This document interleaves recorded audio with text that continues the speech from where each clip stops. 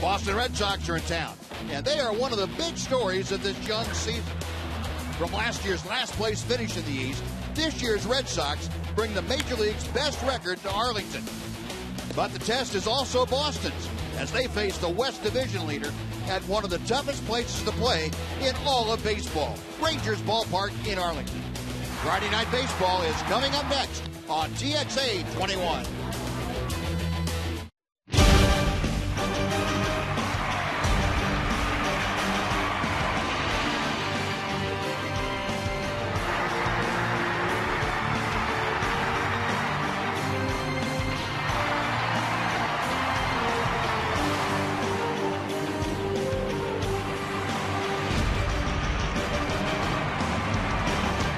What a difference 24 hours makes. Last night, a cold, windy night at Rangers Ballpark. Tonight, beautiful blue skies and the Boston Red Sox in town as the Rangers and the Sox open up a 3-game weekend series.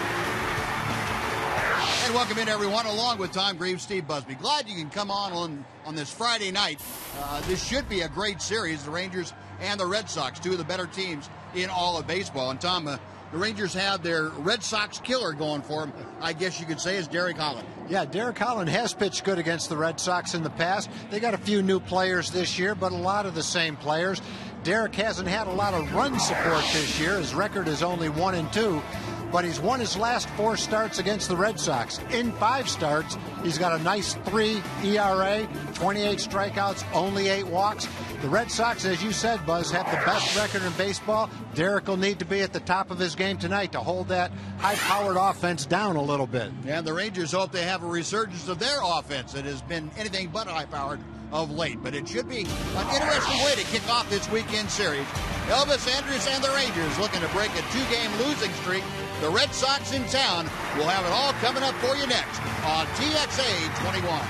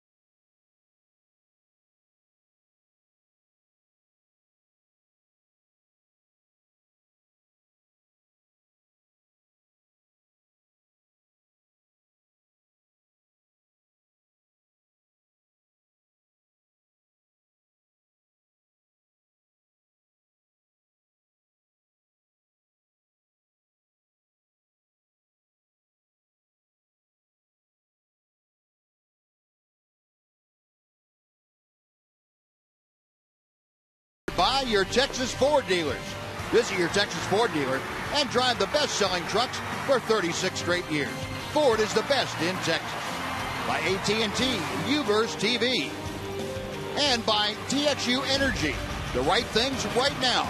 1-866-CALL-TXU. Well, a gorgeous evening. The temperatures in the mid-60s here tonight. About 20 degrees warmer than it was last night at first pitch. Rangers taking the field. They are looking to snap their two-game losing streak.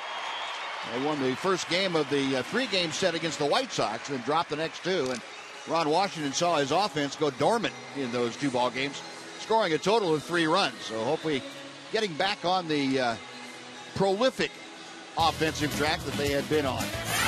Take a look at the Boston Red Sox batting order tonight, as given to us by John Farrell.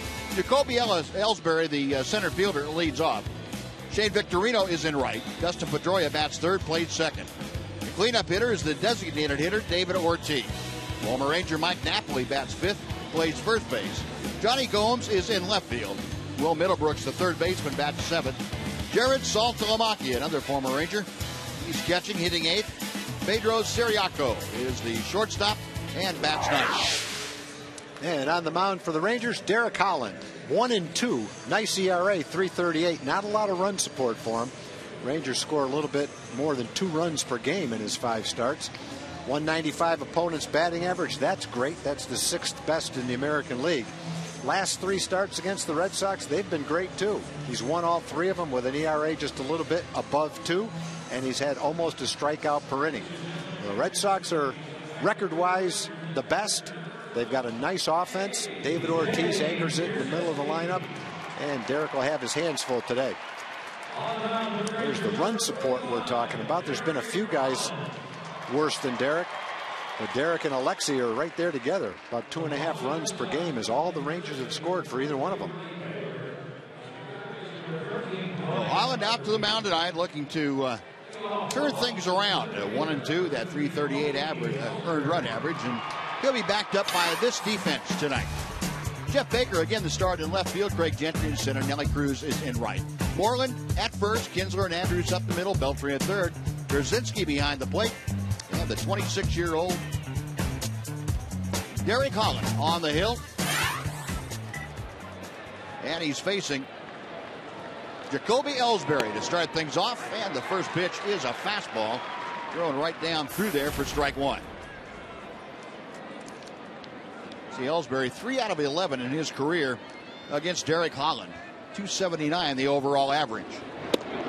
Check swing. Did he go around? Yes, he did. The appeal to Dan Iasonia down at third. He rang up that right fist. That was a nice sinker down and in that Ellsbury couldn't lay off of. Derek's held right-hand hitters to a 187 average, actually lower than left-handers early in this season. Bounces that one in there. It's 1 ball, 2 strikes. Yeah, and that's a little bit unusual, isn't it, Tom, that a left-hander would have the reverse splits, so to speak? And I'm wondering, Buzz, it's early. It's only 5 games, so who knows what's going to happen. But I'm wondering how much the changeup enters into that against the right-hand hitters. You know, he didn't really throw much in the way of changeups as far as percentage of his pitches the last couple of years. Well, there's a good breaking ball, and Ellsbury becomes a strikeout victim to start things here this evening. And, you know, maybe that's helped him against right-hand hitters this year. But it'd be a nice trend if he can keep it up, keeping right-hand hitters below 200. Now, you won't find many left-handers that are going to handle that pitch very well. No, that's going to get a lot of them out right there. No, and that's a good point you bring up about the changeup, Tom. And we've talked throughout Derek's previous starts about his desire to go back to that pitch as an important part of his repertoire. And he's mixed it in very well, I thought.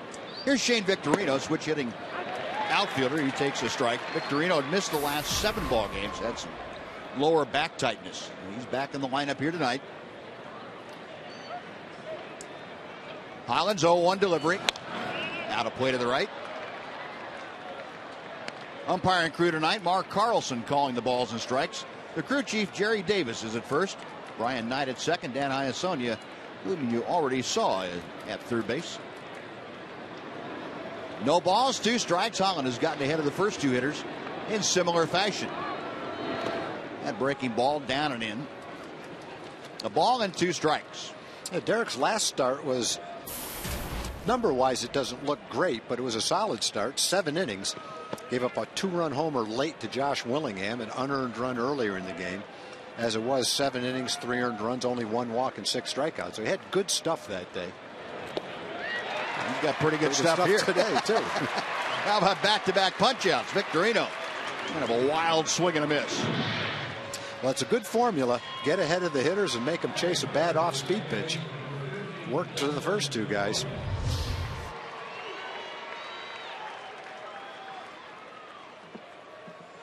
Good sharp breaking ball, and a good job by Pierzynski too, blocking that, making sure he kept it around home plate. So 2 strikeouts, 2 away. Dustin Pedroia, the second baseman for the Red Sox, up there, and he takes the fastball high. It's 1-0. Pedroia, not much success against Holland, although one of the 2 hits that he's had did leave the ballpark, as you can see. Here's that changeup, it looked like. Elvis, nice play behind the bag, and a very quick and tidy 10-pitch 1-2-3 first inning for Derek Holland. Red Sox gone in order. Rangers coming up at the bottom of the first. We are scoreless on TXA 21.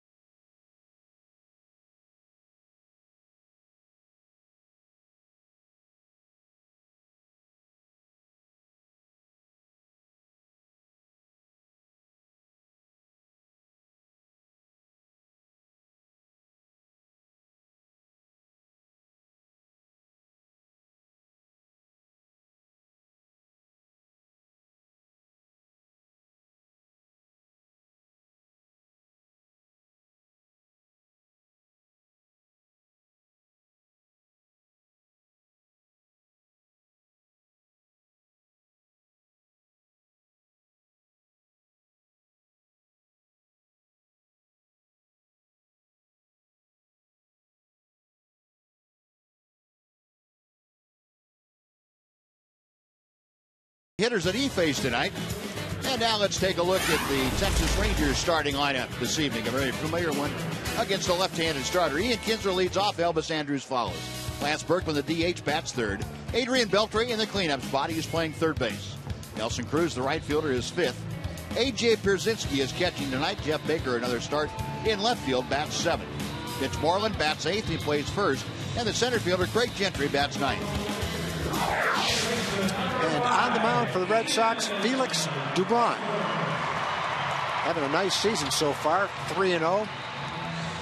11.2 strikeouts per 9 innings. That's the 5th best in the American League. Pitchers with a minimum of 20 innings pitched. He's had a lot of run support, unlike Derek Holland. One of the reasons he's 3-0. He's had 2 career starts against the Rangers. They have not gone well. He's lost both of them with a 7.5 ERA and opponent's batting average of about .350. He's got a lot of talent, good arm, and in his career, it's a short career, 200+ innings, he's had over a strikeout per inning. And he fires strike one to Ian Kinsler. And Ian really having a great start to the season. .330 the average as he takes high and away to even the count at 1-1. Kinsler brings that 8-game hitting streak. You'll see a .441 average into play here tonight. Just outside, 2-1. Ian 3 out of 5 in his career against Felix Dubron. Rangers have roughed him up, as Tom told you, and it's been both here and in Fenway. It doesn't seem to matter where he has faced the Rangers. Dubron has had a lot of difficulty. had to throw a lot of pitches against the Rangers, and when they did throw strikes, it was kind of loud. That's out of play to the right side. It's still 2-2.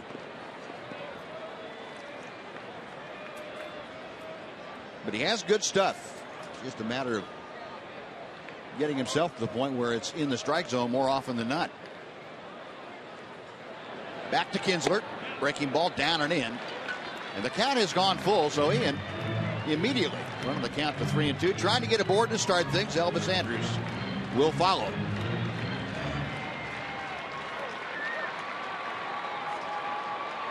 DeBron nods in agreement, goes to the wide. Up the middle, that is a base hit for Kinsler. And Ian has a 9-game hitting streak, a leadoff single for the Rangers. He's hitting a lot of sharply hit ground balls and line drives. And another good at bat for Ian. He sees 7 pitches, he works the count, and ends up getting a base hit. Reunited at first base with former teammate Mike Napoli. Good at bat for Ian. Nice short, quick stroke. A lot of balls in the middle of the field, too. Yeah, definitely. Boy, you like to see that. So Ian aboard. 3 out of 4 in the stolen base categories this year. Elvis Andrus, a .241 hitter, stands in. He brought a little toss over to first. Ian back standing. As Tom told you, Mike Napoli playing first base. He is the everyday first baseman for the Red Sox after signing as a free agent in the offseason. Like a changeup that floated outside. Took something off the fastball.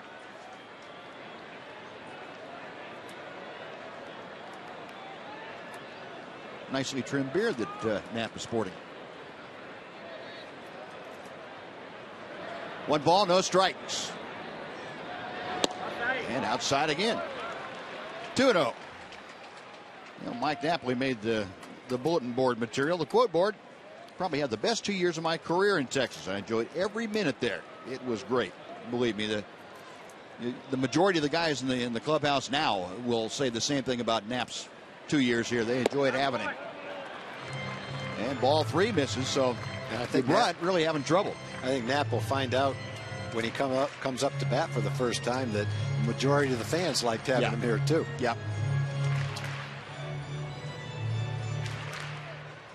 Very popular player, very productive player, especially 2 years ago. Last year, not the kind of year that Mike wanted to have, but well, you couldn't ask for a better player in 2011, the second half of 2011.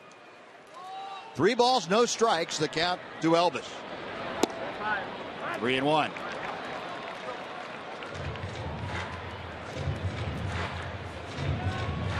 Well, Elvis trying to get aboard just the same way that Ian Kinsler did. You have the designated hitter, Lance Berkman, to follow Andrus to the plate.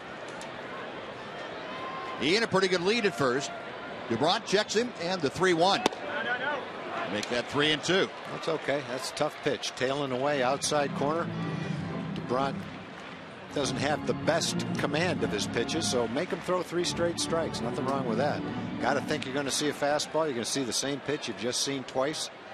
For the most part, you can feel that way about it. See if you can throw you a 3rd straight one. And probably going to have Ian running, huh? The first inning. Yeah.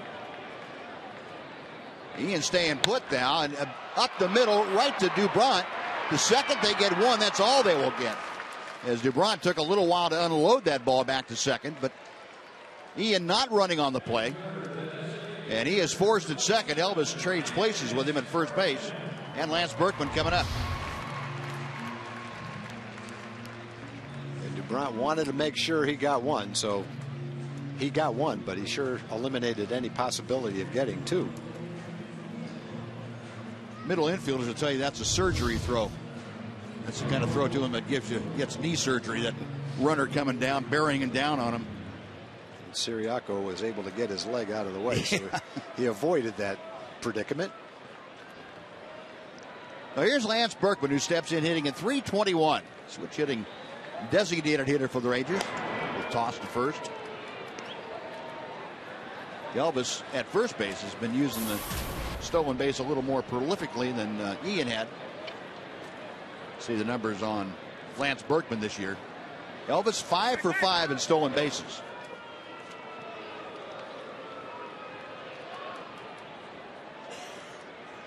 DeBrunt very well aware of what Elvis has been able to do. Lance tailing off a little bit the last 15 ball games. You see the average has gone down a bit. He takes high for ball one. Take a look at the rest of the Red Sox defense. Gomes in left. Ellsbury in center. Victorino in right. Napoli at first, we've seen. Pedroia and Siriaco up the middle. Will Middlebrooks at third. Saltalamacchia behind the plate. And Felix DeBrunt is the left-hander on the mound. 25 years of age. And popped up on the infield. Pedroia now backing out as the wind, playing tricks with it. Pedroia able to stay with it, make the catch. That's out number 2. Elvis will stay at first, and it'll bring up Adrian Beltre. Well, the wind blowing straight out to center field. And that ball high enough to where the wind really had an effect on it. Yeah, the flags unfurled. If you come in here as a visiting player and you're not exactly sure what the flags mean, but you remember what the wind normally does, you don't expect that ball to go toward the outfield. You expect it to be blown back toward the infield. There's a pitch to the outside corner, and Beltre taking it for strike one. Adrian with that .215 average hit his 6th home run here last night, accounting for the only run that the Rangers were able to score against the White Sox. A rip and a miss. It's 0-2. Last 5 ball games, both those hits have been home runs. 5 strikeouts for Adrian Beltre. DeBrunt a check of first. 1-2.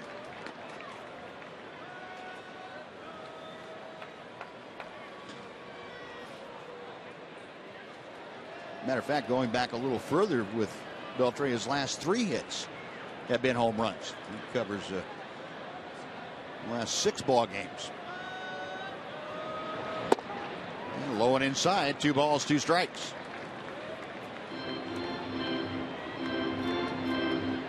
Adrian trying to work back on the count, get himself into a little better hitter's count. He's come back from being down 0-2 to 2-2. Elvis at first. Reading DeBrunt as the left-hander goes first base way, and back standing is Elvis.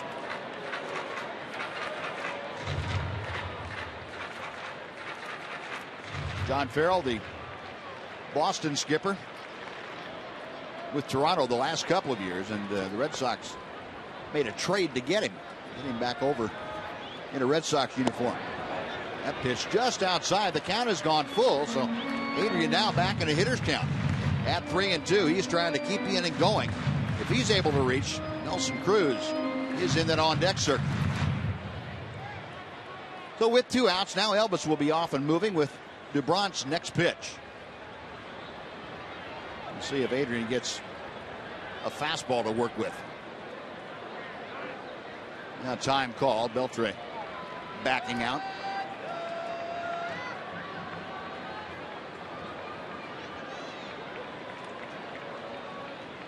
DeBrunt okays the sign, comes set. Payoff pitch. And that's fouled away to the right. Came in with a fastball and got in a pretty good spot away from Adrian. Well, Elvis back to first, and we will try it again. DeBrunt now forced to throw at least 22 pitches in this inning. He's only faced 4 hitters.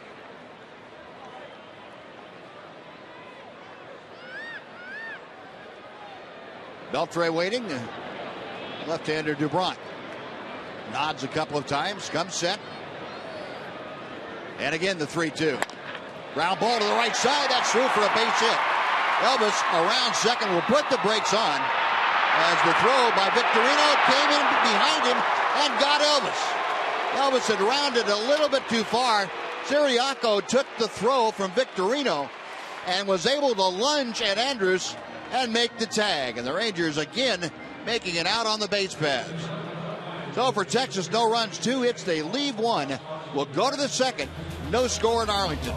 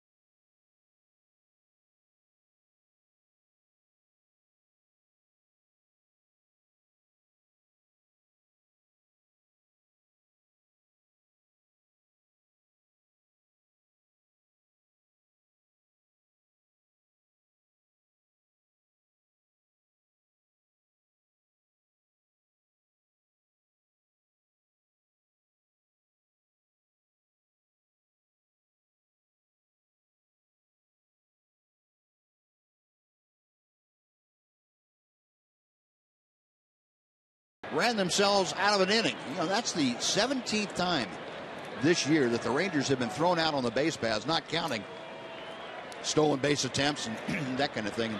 That's by far the most in baseball. Well, you know, sometimes it's an aggressive move that makes sense.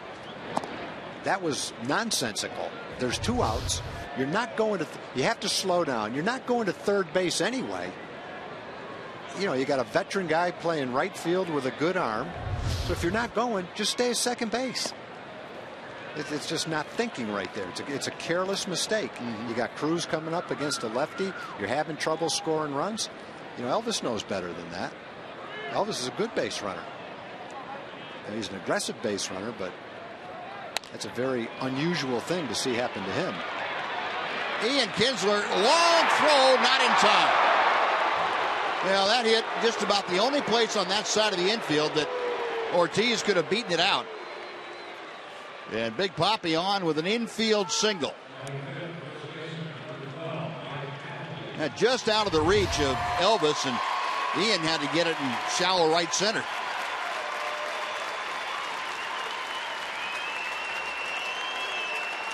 A nice hand for Mike Napoli. Well, you can't throw anybody out from way out there if you have to go far one way or the other to field a softly hit ball.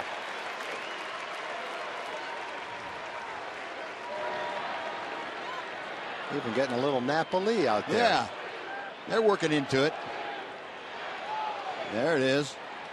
Boy, Nap off to a great start this year, leading all of baseball with 31 RBI. And that's out of play to the right. It is 0-1. Napoli at 283 with the average, 6 home runs.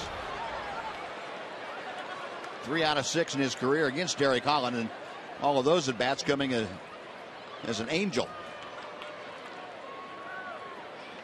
Now in a Red Sox uniform.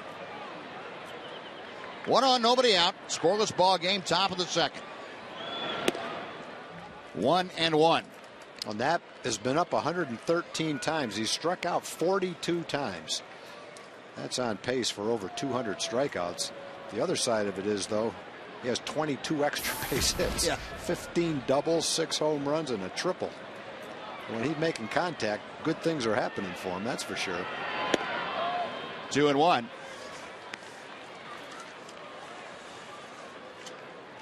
Yeah, Napoli, you know, you start talking about on the all-time list for the Boston Red Sox, you're talking about some pretty impressive company.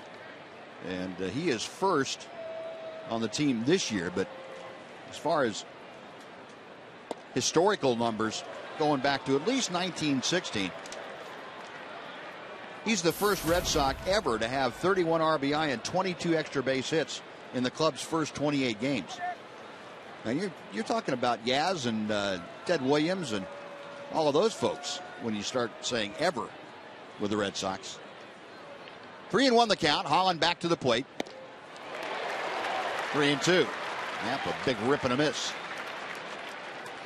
Well, when Knapp makes contact, he's hitting around 450. Well, that's incredibly high numbers for making contact. But when you're hitting balls in the gap and over heads and over the fence, you're not relying on finding holes with ground balls and bloopers. So that's right. He's been mashing when he makes contact. That's for sure. Payoff pitch from Holland. Got him swinging. There's the changeup. There's that changeup. Yep. And that might be something that Mike Napoli had not seen from his vantage point as the catcher for Derek Holland in the last couple of years. Yeah. Now, one out. Johnny Gomes coming up. Let's welcome Joel Thomas in. Joel. Hey, thanks, Buzz. We had some people up here chanting Napoli in the community corner, as a matter of fact. We're here tonight to tell you about a program the Texas Rangers are doing again with Southwest Airlines to honor veterans and active duty military. It's called the Faces of Freedom program. Honorees will be recognized during a Rangers game and then take part in a special trip to Washington, D.C., thanks to the Rangers and Southwest Airlines. You can nominate someone by going to texasrangers.com/freedom. Buzz? All right, Joel, thank you. That's a great program that is going on. Hope you all will take part in it.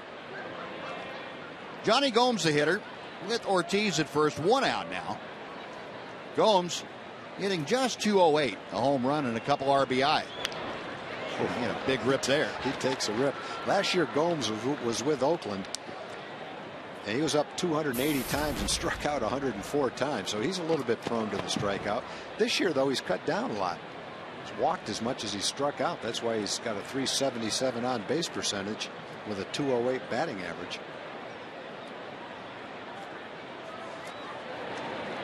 Holland to check a first. I don't think Big Poppy going anyplace. That pitch is a little bit high. It's 1-1.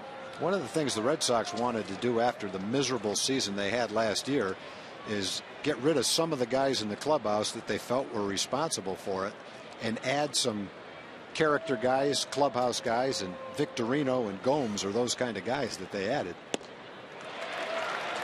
1-2. Gomes has that reputation of being a hard-nosed player and a great teammate. And Victorino's played on some good teams and been around himself. So, judging by the early returns this year, the makeup of their team is much better than it was last year. There's Victorino. And there's Napoli, another guy that they've added. Yep. Same thing. They've added 3 veteran guys that are, I think, recognized throughout baseball as good guys, good teammates, hard-nosed players, play the game right, all those cliches. They probably got rid of 2 or 3 and added 2 or 3 new ones, and evidently it's made a huge difference on their ball club. Yeah, they bring a little edge along with character to the game. Yeah. That's a good mix. 2-2 pitch. Got him swinging. A good breaking ball. And Derek Holland has that punch-out pitch going. He's got a couple of punch-out pitches going. He's got 4 already. And 2 outs. Here comes Will Middlebrooks. He's throwing hard. His fastball is very effective. And then to go along with it, he's had that hard breaking ball that he's kept down. Got 3 strikeouts with that. And thrown a lot of changeups yet. He'll probably throw more as the game goes on. But that's what he struck Napoli out with. The fastball has got ahead in the count. The breaking ball and the changeup have gotten the strikeouts for him. And Middlebrooks shoots the first pitch foul to the upper deck on the first base side. Count of 0-1. Middlebrooks hitting just 198, but he has some power mixed in there. 6 home runs and a dozen RBI. You see that he's touched Derek Holland for a home run in his brief career. Holland with the 0-1 pitch. Off the end of the bat, shallow right field. Cruz coming on, and the ball hangs up nicely for him, and that'll do it. So the leadoff single by Ortiz goes for naught. Red Sox strand their first runner. 1.5 in the books. Red Sox nothing. Rangers nothing. On TXA 21.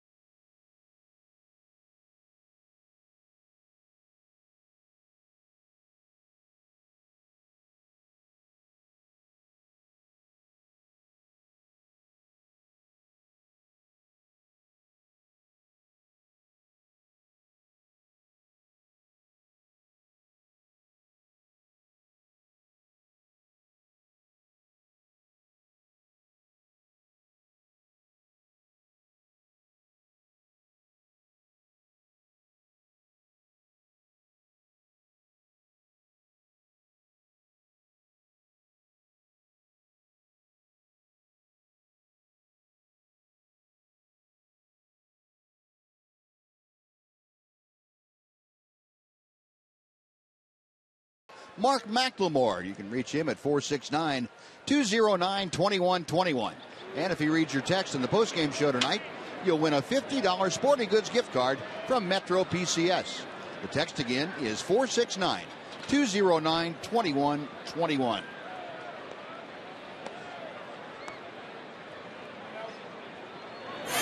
On we go to the bottom of the second inning. It'll be Nelson Cruz to lead things off. And DuBront's pitch is off the outside corner. Looked like he pulled the string on that a bit. It's 1 ball, no strikes. Nelly at 291, half a dozen home runs, 20 RBI, tops on the ball club. Lines one to center field, but that is right at Jacoby Ellsbury. 1 gone. Hit on his fist just a little bit, it looked like. Ball didn't jump off Nelly's bat like it would if he hit it on the good part of the bat. Now A.J. Pierzynski stepping in. A.J., you remember, had that oblique strain that kept him out for a couple of games against his former team, the White Sox.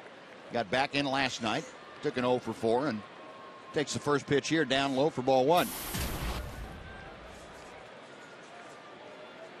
A.J. just 1 for his last 8. Hits that ball hard, but right at Pedroia. And quickly, there are 2 outs here in the Rangers' second.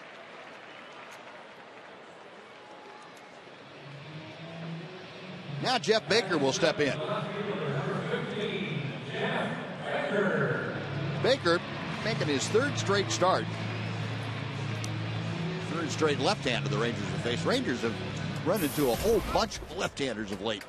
5 out of the last 7 games they have faced a left-handed starter.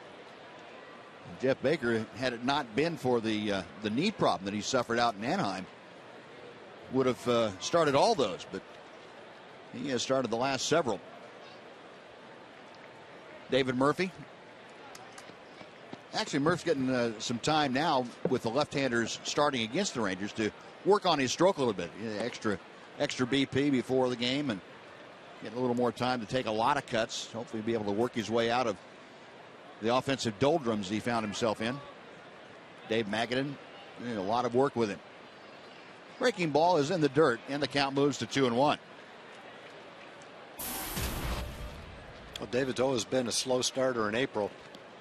And when the season's all over and done with, most players tend to approach what their normal season is like. So that means the next 5 months of the season are going to be pretty positive for David, just like they always are. Baker, a drive fair down the left field line. It's headed toward the corner. Gomes can't cut it off, so Baker will motor into second with a 2-out double, and Jeff Baker continuing to swing a torrid bat. He's got a nice swing, powerful swing. We've seen his power in this homestand when he hit one way up on the hill in center field. Goes up and gives you good at bat. Had a little bit of a problem last night, but so did everybody else on the team. The Rangers only had the 1 run on Beltre's home run. Other than that, they didn't have a lot of offense. But Jeff jumps right on one tonight. Well, the 3rd Ranger hit of the early going here. Baker at second base in scoring position for Mitch Moreland. Well, Jeff's had 10 hits now, 3 home runs and 2 doubles, so half of his hits have been extra bases. DuBront to Moreland, and the first pitch is inside, ball 1. Almost hit him, as a matter of fact. Mitch in his last 9 games, a bit of a struggle. He's got a chance here to pick up an early run for the Rangers. Baker out there at second base.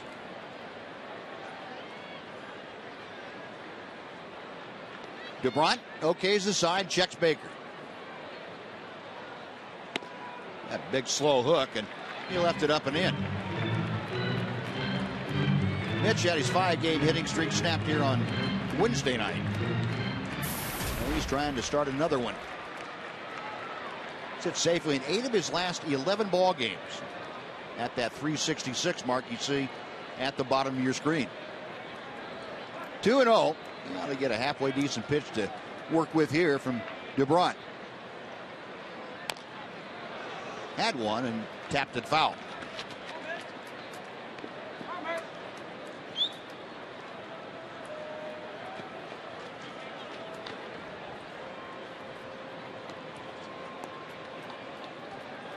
Baker stepping off his lead at second. Moreland back in the batter's box.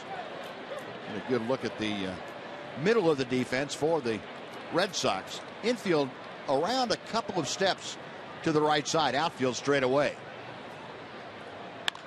Moreland going the other way. That's a base hit. Baker being held at third as Gomes comes up with it.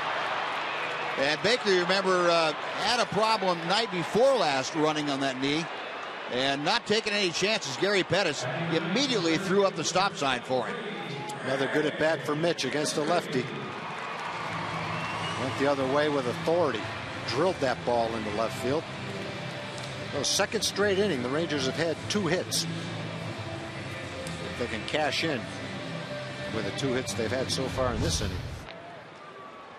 Good job right there. Inside out swing.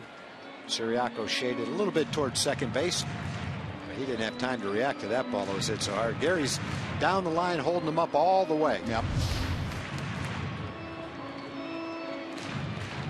I think Jeff Baker would probably tell you, give me another month and I'll score on that. Right. Right.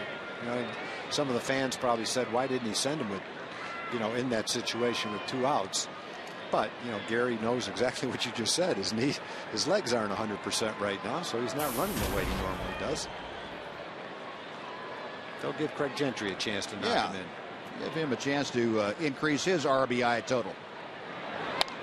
Fouls that one off to the right. It is 0-1. Gentry with 2 RBI. Craig has been having a problem of late. Just 3 for his last 22.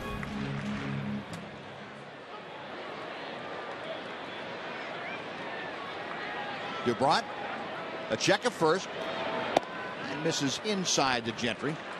1 ball and 1 strike. Go back over the longer streak, last 17 games for Craig Gentry. Hitting just 171. That was after he got off to a great start, hitting 429.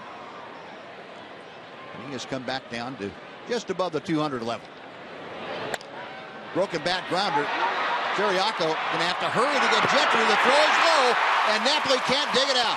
Baker is in to score. Going to third is Moreland, and the Rangers take a 1-0 lead. Boy, Gentry puts some kind of pressure on the infielders when he gets fisted like that. A little slow roller, and Siriaco might have been surprised as he came up and saw where Gentry was. Yeah, I'm not sure even if Napoli picked that, if Craig was going to be out or not. We might be able to tell on the replay. And I think Siriaco picked that ball up, and whether he was surprised or not, he knew the second he had to do it, he had to throw it quickly and hard. I think that's exactly what happened to him, Buzz. I think he's going to be safe anyway. Well, Gentry's going to have a single and an RBI on that, and the error will allow Moreland to go from second to third. I believe they're going to give him an error to account for that. Yeah, someone had to get an error. Throw bounce, so it's probably on the shortstop. I think that he picked that ball up and realized where Gentry was and had to rush his throw, and that's why it was a wild throw. Now here's Ian Kinsler, and he takes the breaking ball low for ball 1. It is an error on Siriaco on the throw to allow Moreland to get the extra 90 feet. Now the Rangers take an early 1-0 lead. Have runners at the corners. Ian Kinsler had a shot single to center field his first time up. And DuBrant, a little toss over to first where Gentry is stationed at the moment. Gentry very much a threat to use his legs to try to get to second.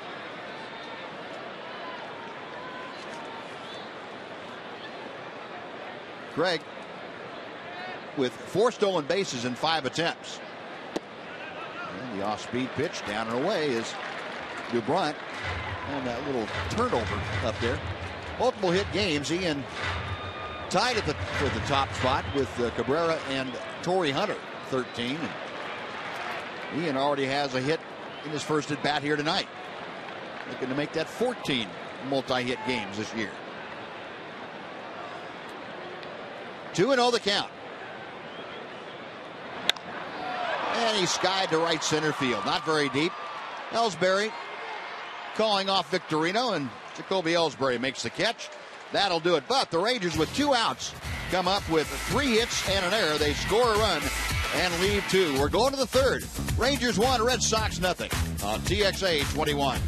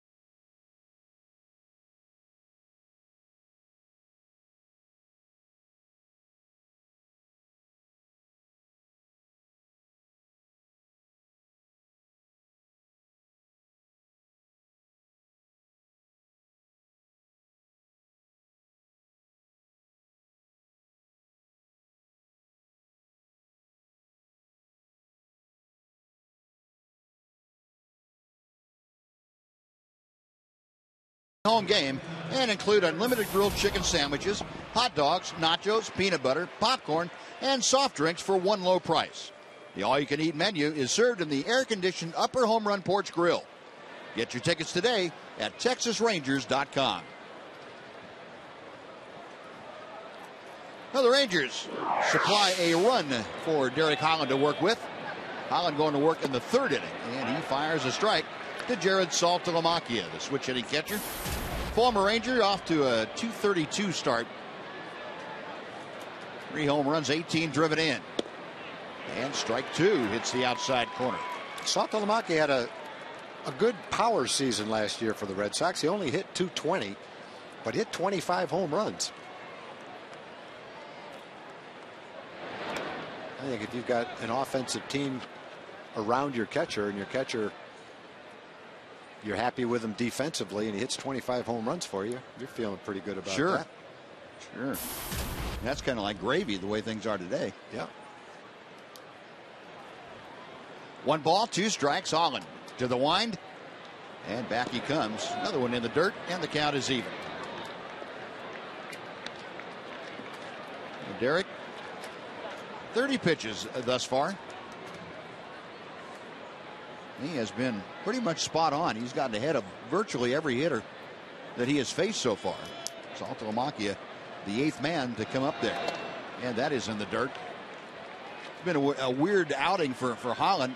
He's gotten ahead 0-2 to a lot of hitters, and then had trouble with the next couple of pitches, burying him in the dirt. Yeah, for a guy that's throwing the way he is tonight, no walks, 4 strikeouts. He's thrown about 5 or 6 balls that have bounced in front of the catcher, and normally he doesn't do that. Yeah, I think that's just a matter of him trying to make his good pitches even better. That's a pretty good one. Yeah, right in on the fist of Saltalamacchia, and the throw by Beltre in time. That is out number 1. You know, it's kind of like a hitter going up there, and you feel like your swing's real good, so you're going to swing a little bit harder to hit it even further, and all of a sudden you're coming up empty. Jamming yourself. Yeah. A lot of pieces came off of that bat. So Holland put a hinge in the handle of Saltalamacchia's bat. 1 gone, and the number 9 man, Pedro Siriaco, the shortstop, will step in. Siriaco making his 6th start at short this year for the Red Sox. Stephen Drew getting a lot of playing time there. Strike 1 to the outside corner. Siriaco, a .222 hitter, no home runs, a couple driven in.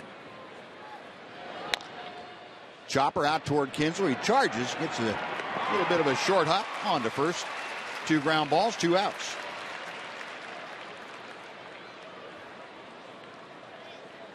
Now back to the top of the Red Sox order, Jacoby Ellsbury, who struck out the first time he faced Derek Holland. Ellsbury was hurt for a lot of last season. 2011, he had a year that I don't know if a lot of people around baseball know what kind of a year he had around the league. Hit 320, 32 home runs for a leadoff guy, drove in 105 runs, 46 doubles, 39 stolen bases. Man, it's hard to do much more than that for a leadoff hitter. Scored 119 runs. Last year he hit 4 home runs and 300 at bats. Pretty dramatic drop off. Able to lay off that breaking ball, and it's 1-1. 9-game road hitting streak that Ellsbury has going. 339 the average overall away from Fenway. Holland back to him. Good fastball to the outside corner. He's got a good fastball tonight. 93 to 95. Looks like he might be having a little better sinker tonight than we've seen him. He's got some pretty good downward action to it a lot. Call strike 3. He wrapped Ellsbury up like a stack of Sunday morning newspapers, and that'll do it. 5th strikeout for Holland. We're going to the bottom of the 3rd. Rangers 1, Red Sox nothing on TXA 21.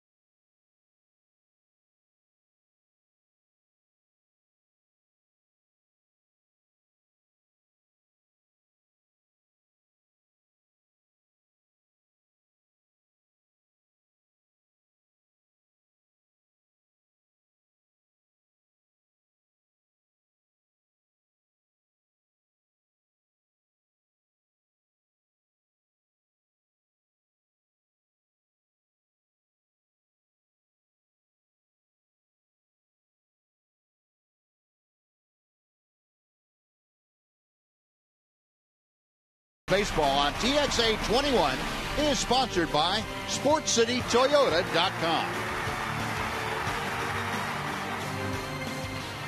Now we move on to the bottom of the 3rd inning. A very pleasant evening here at Rangers Ballpark in Arlington.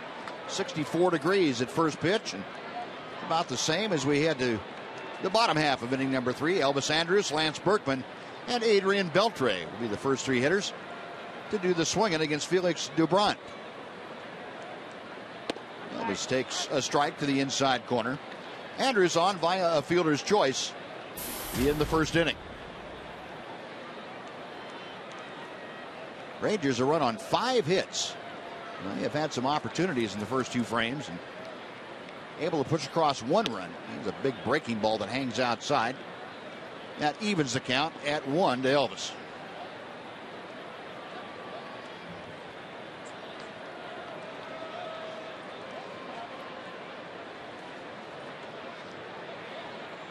Doubront back to the plate.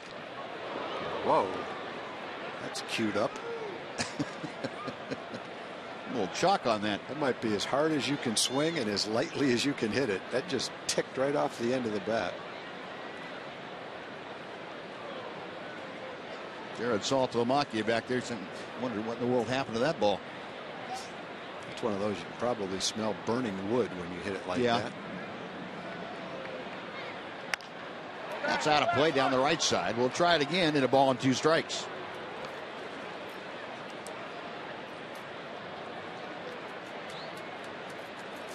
Elvis at 239 after the 0 for 1. Trying to get things moving back in a positive direction. Ground ball up the middle. Pedroia dives, can't get it. It's over his glove into center field. There you go, Elvis. That's finding a hole.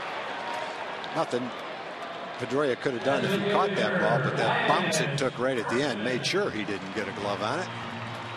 I might have had some top spin on it the way that thing took off when it hit the dirt. Right here. Yeah, I think you're right. Third hop really kangarooed out of the way. Pedroia won't play many games where he's not dirty. That's just the way he plays the game, boy. No, a leadoff single, second time in the first 3 innings the Rangers have had their leadoff man aboard. And here's Lance Berkman. Takes that big breaking ball low and inside for ball 1.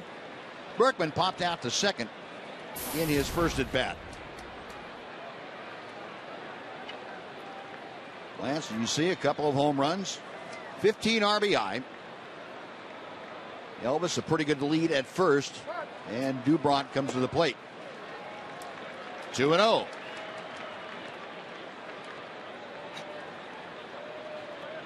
Now the scouting report we got on Felix Dubront from Jerry Remy, Red Sox broadcaster, is exactly right. A lot of pitches.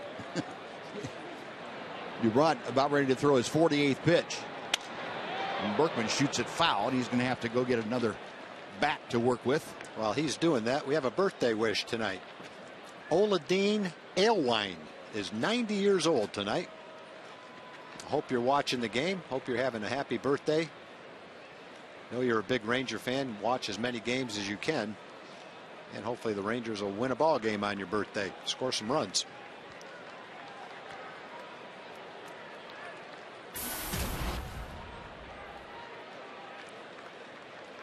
Berkman at 150 points higher his batting average with people on base in front of him.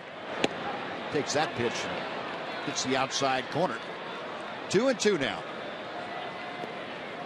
Lance didn't really think so. You can judge by the reaction that he had to Mark Carlson's call. Elvis at first after the leadoff base hit. Rangers now half a dozen base hits already. Dubront will go first base way to drive Elvis back.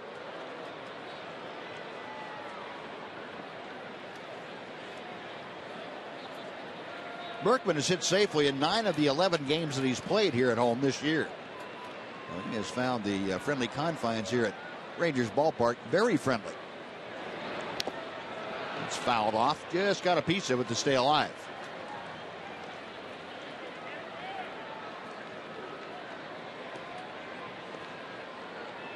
In fact, Lance is 7th in the American League in home batting average with .364.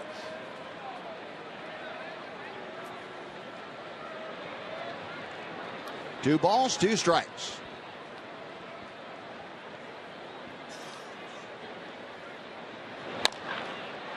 Double play ground ball. Pedroia, Chiriaco, and back to Napoli. Well, Berkman, a tailor-made double play chopper right to Pedroia. And that erases Elvis Andrus. There are 2 gone now. Base is empty for Adrian Beltre.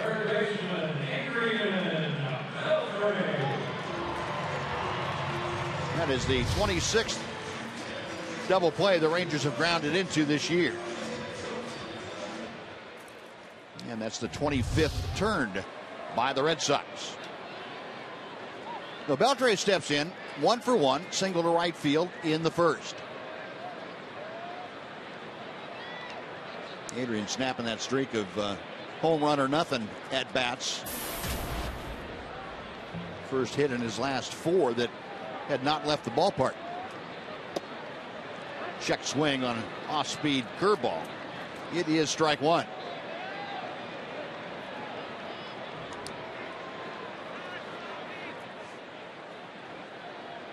So Beltre, a .222 hitter. Former Red Sox, spent 1 year with Boston in 2010. Had a great year with the Red Sox that year. Fouls it out of play. Made his first ever All-Star team that year with Boston. And he also finished 9th in the American League MVP voting after that year. 49 doubles. Hit .321, drove in 102, and 28 home runs. And of course, 2011 signed with the Rangers, and you know the rest. High and tight, 1 ball, 2 strikes.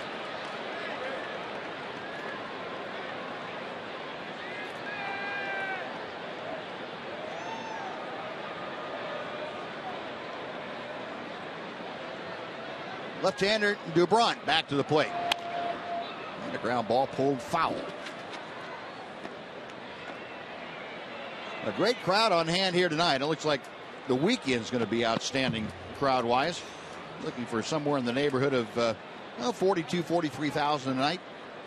A little bit more for Saturday night and Sunday afternoon, the marquee pitching matchup. Bring the folks out. That's high and away.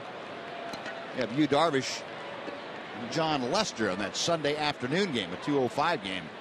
Yu Darvish going back out to the hill. And the way things have gone, that's almost a guarantee the Rangers are going to score some runs. The 2-2. Another shot for foul.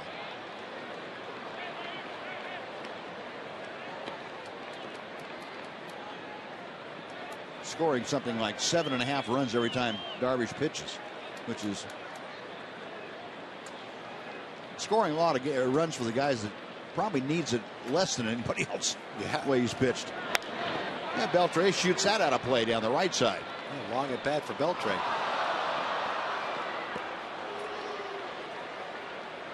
This will be the 8th pitch coming to Beltre when Dubront gets back up on top of the hill.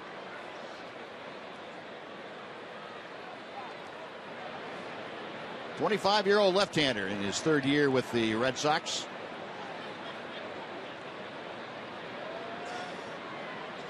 And he and Saltalamacchia differing in opinion on what they want to throw.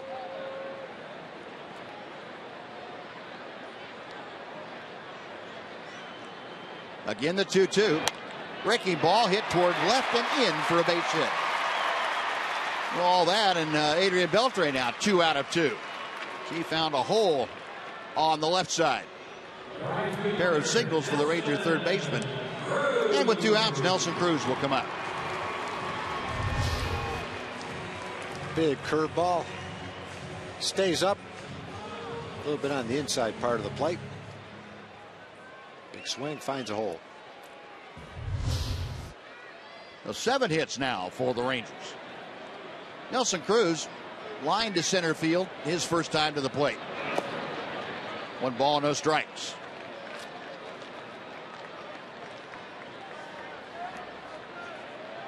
Nelly over the years has really enjoyed hitting against Red Sox pitching. See what his season average is now, that 288 figure.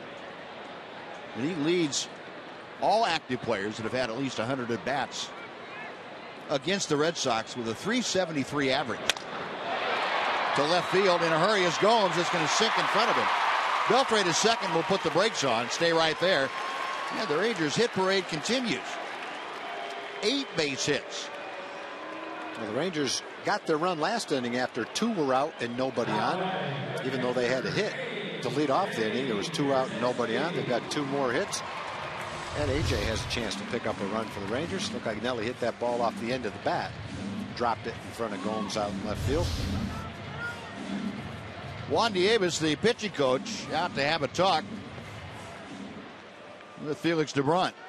Whole infield for the Red Sox in there to eavesdrop on the conversation. Well, Dubront's given up 8 hits in 2 2/3 and only 1 run. That's pretty good. Yeah, sure is. Dubront came into the game with a .235 opponent's batting average. That's headed in the other direction right about now. Also came in with over 11 strikeouts per 9 innings. He hasn't struck out anybody yet. Now let's see if AJ can make him pay. First and second, 2 outs. Brzezinski rounded out his first time. You have Beltre at the bottom of your screen, getting his lead from second. He is trailed at first by Nelson Cruz. And the first pitch low and inside for ball one.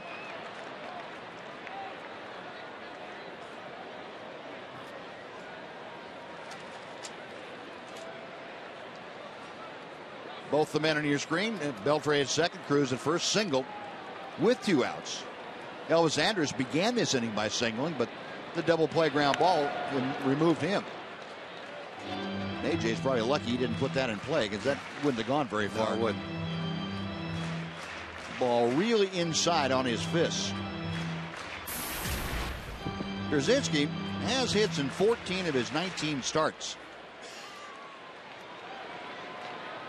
And you can see the number with runners in scoring position for AJ at 263.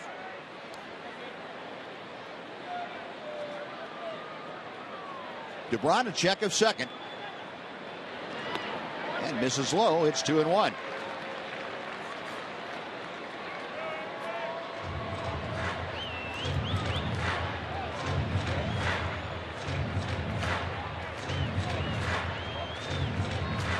AJ back in the batter's box, getting out of that slightly open stance. Beltre the lead from second, Cruz away from first, and the 2-1 pitch is on the way. Chopper foul, and we'll come back and try it at 2-2.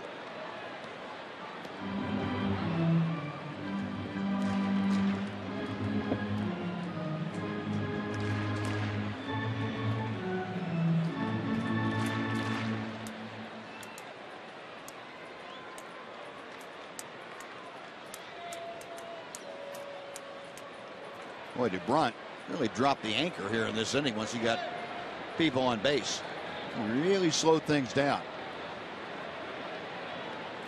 The 2-2.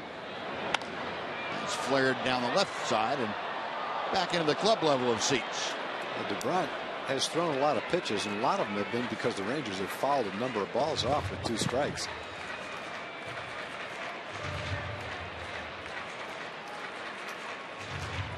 Not seeing in this game anyway the pitch or combination of pitches that would allow him to strike out a batter per inning. Yeah. It seems like his fastball isn't what I remembered it being from last year. I don't know that he's got his best fastball tonight. I agree. And that could be why he and Saltalamacchia are not on the same page much of the time. Salty may be working with a different opinion of his stuff than DeBron is.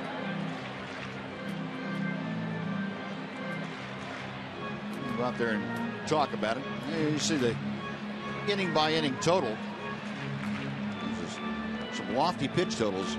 66 with just 2 outs in the 3rd inning.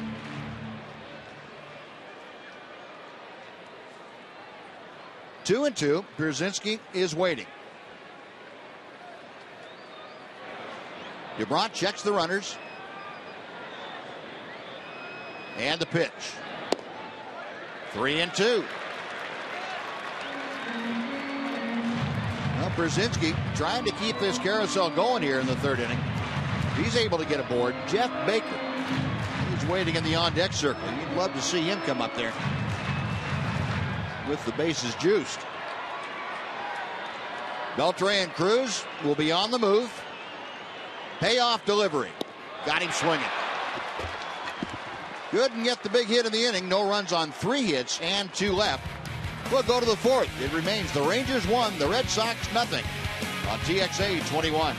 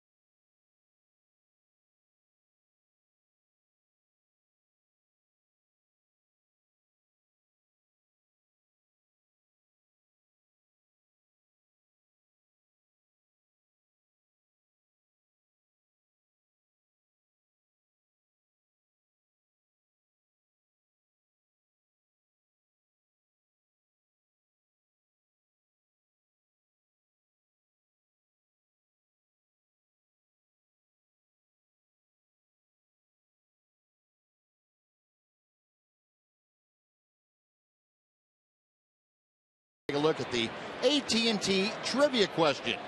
Tonight we're going to give you one that looks like this. There are 10 pitchers in Major League history to win 100 games in each league. 4 of them played for the Rangers. And we're asking you to name those 4. Give you half an inning or so to think about that and come back with the answer. Shane Victorino starting off in the Red Sox 4th inning. Rangers on top 1-0. Derek Holland pours in strike 1. Victorino went down swinging his first time up.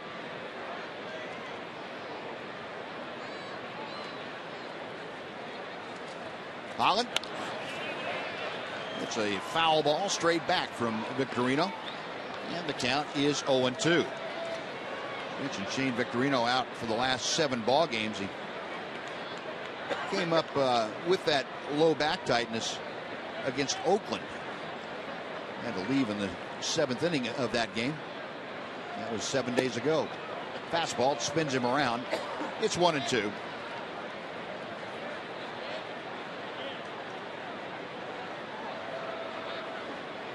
Signed a multi-year free agent contract with the Red Sox. Played last year with Philadelphia and Los Angeles.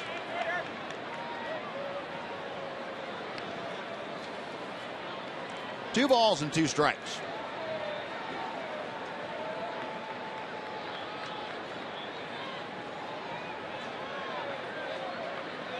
Holland back to the plate.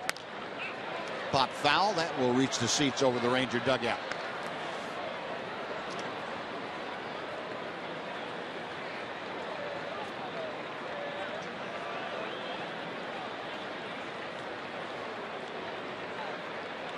Again, Holland to the plate. Ground ball hits slowly down the line at third. It is a foul ball. But right there on the line, almost got in Beltre's way. Dan Iasonia wanted to make sure he had a good vantage point, and Beltre almost turned the glove over to him and said, "Here, you field it."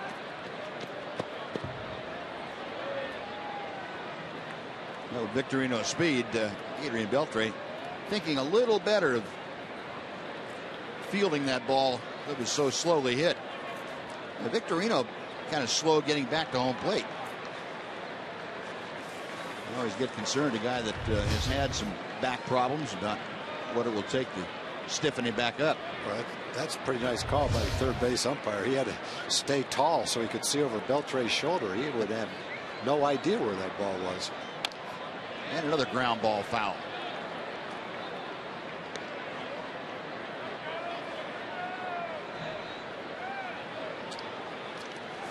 Dan Iasonia down there at third.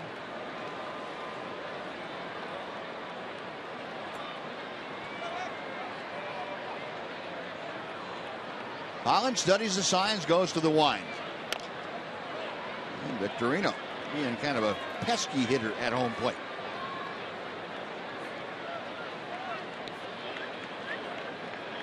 Victorino last year, 101 games with Philadelphia, he hit .261. He spent the majority of his big league career with the Phillies. Came over to them in 2005. Originally came up with San Diego back in 2003. And another foul ball. Played the last half of last year with the Dodgers out in Los Angeles.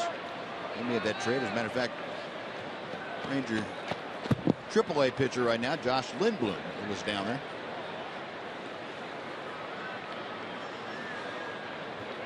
He was sent from the Dodgers to Philadelphia in the Victorino deal.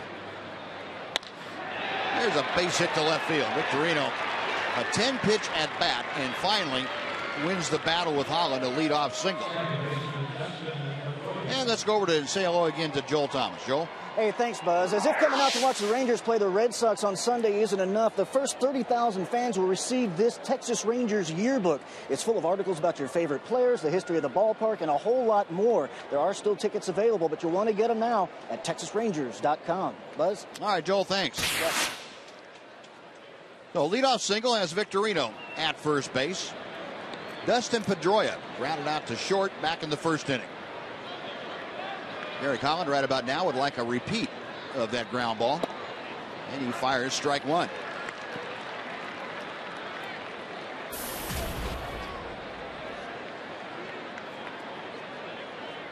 You can see Pedroia at 312 as he faces Holland here in this fourth inning.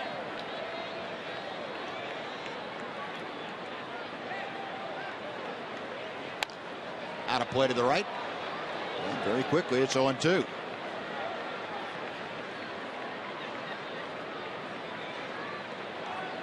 It was the 50th pitch of the night for Derek. 34 strikes, 16 balls. And a very good strike-to-ball ratio for the Ranger left-hander.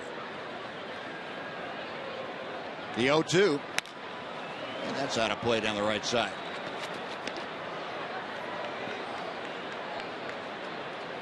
Pedroia last night took an 0 for 5 in Toronto and snapped an 8-game hitting streak. And as usual, he has really been the model of consistency for the Red Sox this year. He has reached in 26 of the 28 games in which he's played. Snap throw to first, and Victorino just able to get back. And Pedroia is one of those guys in the league that I think, well, even if you're on the visiting team, you love watching him play. 2008, he was the league MVP. Not much bigger than Joseph Ortiz. Yeah. He packs a powerful punch in that small frame.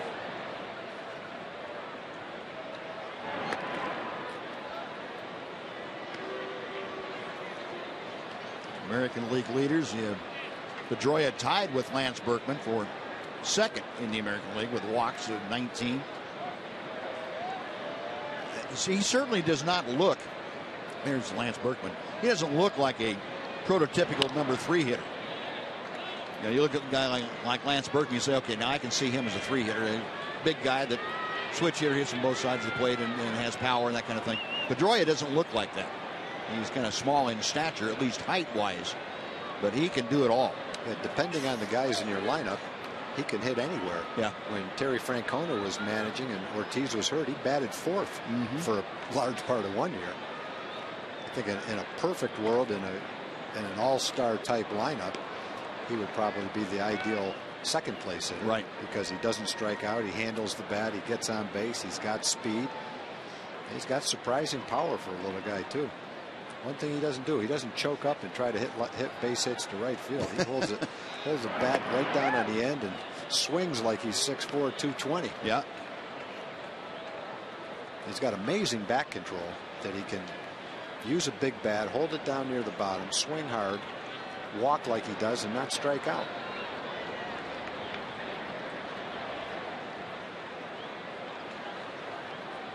Holland comes set again.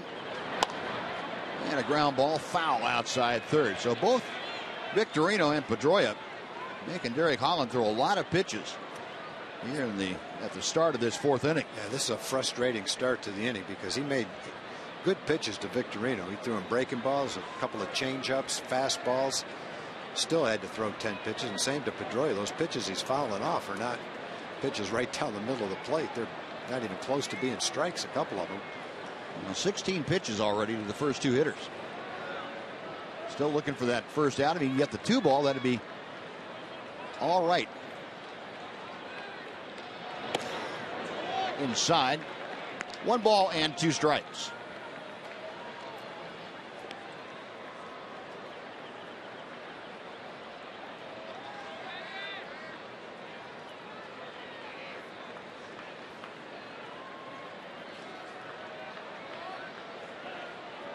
Holland bent over at the waist, taking the sign, and now he comes set. And he will go first base way. That is better move. And Victorino seems to have him read pretty well. Derek Holland out yesterday prior to the ball game working on his pickoff move. He said he hadn't had to use it much, or hadn't had a chance to use it much the first few games of the season. So Ron Washington had he and Mitch Moreland out working on the moves to first, just to kind of brush up on things. Jet swing, he went around, and the field down to first to Jerry Davis. Yep, he sure did. Pedroia is furious at himself for swinging at a bad pitch. And Derek Holland with his 6th strikeout of the night. 1 away.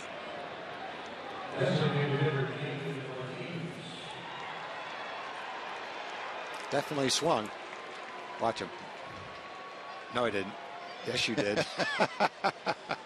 Yeah, I thought I might plead my case, though. He probably doesn't feel like he swung, but when he goes back and watches it, he'll realize he did. No, one gone. Here is David Ortiz, who had an infield single to deep second base his first time up, and a rip through a Holland fastball for strike one. Ortiz playing in his 11th game. He has hit safely now in all 11 of them. And if you go back to last year, he's carrying a 23-game hitting streak. That is the longest of his career. He played 10 games, knocked in 15 runs. 19 hits, 15 RBIs.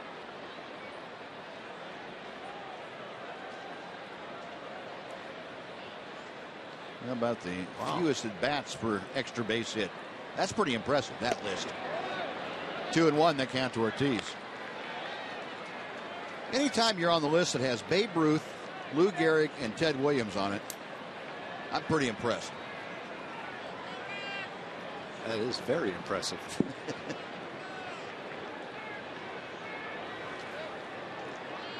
Holland ready, a check of Victorino at first. And it could be a double play grounder. Elvis will turn it over, and the 2 ball that Holland was looking for shows up. 4-6-3. Big Poppy out on the grounder. And the Red Sox out after a hit and nobody left. 3.5 in the books. Rangers 1, Red Sox nothing.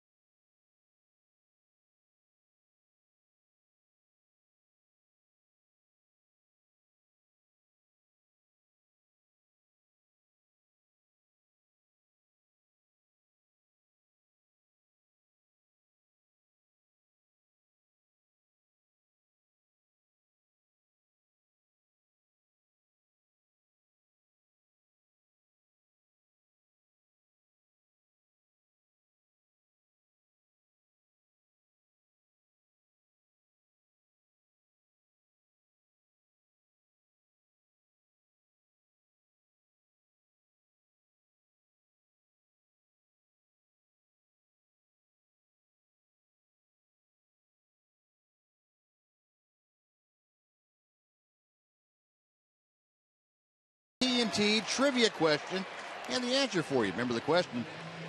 10 pitchers in Major League history to win 100 games in each league. 4 of them played for the Rangers. Who were they? And the answer would be Kevin Brown, Ferguson Jenkins, Gaylord Perry, and Nolan Ryan.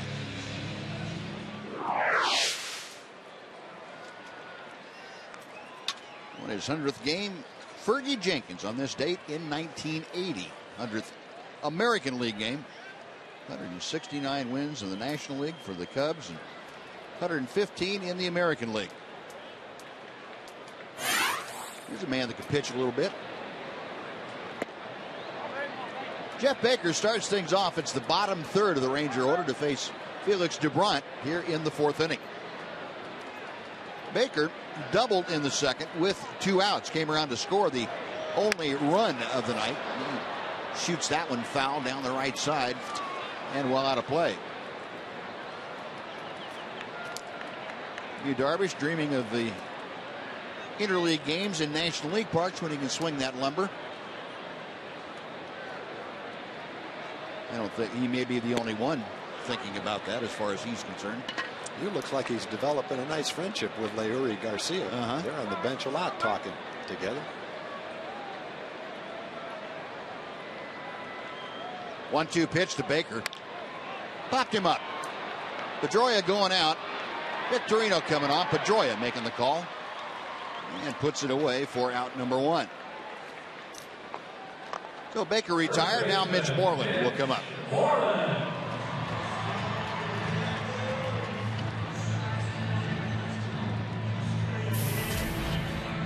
Mitch, a solid base hit to left field his first time up. Red Sox put a shift on with Mitch. They moved the third baseman over to second base and leave Siriaco at shortstop. Pedroia is the one out in shallow right field.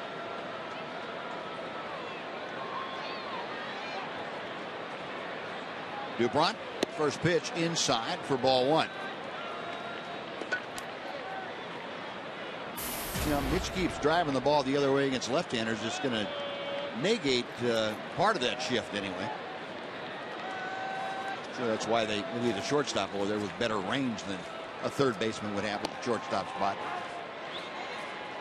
Takes a slow breaking ball for a strike. It's 1-1.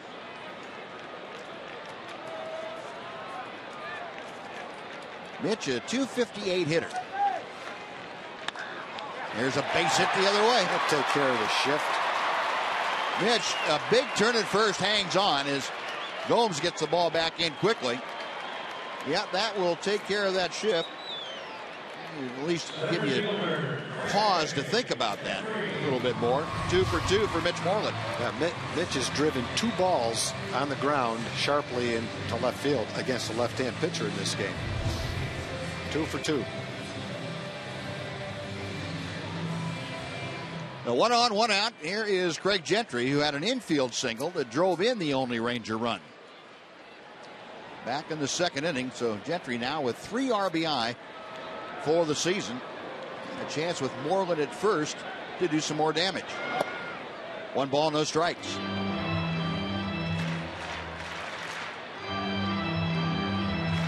Here's the percentage, the spray chart, if you will, with Mitch Moreland. See the outfield pretty much up the middle of the ballpark. They're 29% to center field and 20% of the ground balls near second base. That's why the overshift onto the infield. Although, Tom, I think the point you bring up, you got Mitch hitting against left-handers. He pretty much blocks off the idea of pulling left-handers if the fastball is thrown. Yeah, I think that makes him a better hitter too. Yeah, you wait on the ball longer. He's got a short stroke. And he's really doing a nice job over the last 4 or 5 games against left-hand pitching. You're seeing a lot of them, too. Ball and 2 strikes now as Gentry couldn't stop his swing. Well, Jeff Baker was going to get time against left-handed pitching, and I think Wash just went with the left-hand hitter who was struggling at the time, and it was David Murphy, and that's where Jeff is getting his at-bats right now. Mitch right now is hitting left-handers probably as well as anybody on the team, right or left. Yep. Dubron comes set, a check of Moreland at first. The 1-2 pitch. Call strike 3.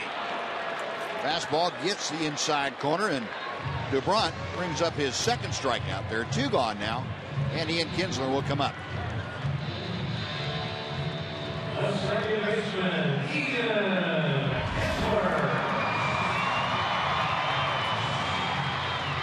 And borderline pitch actually is touching the inside corner, so it technically is a strike. Not a very good hitter's strike, but a very good pitcher's strike. And Dubron got the call. Ian 1 for 2, singled his first time up, flied to center.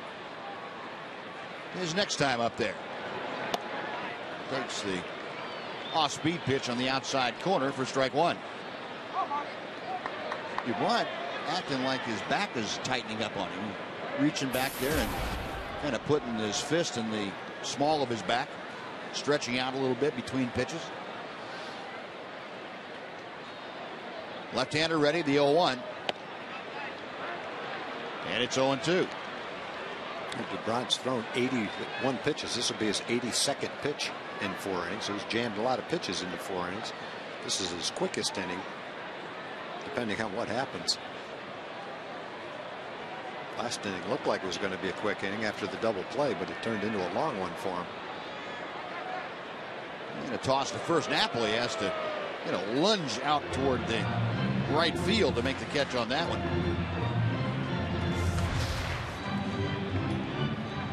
Whoop.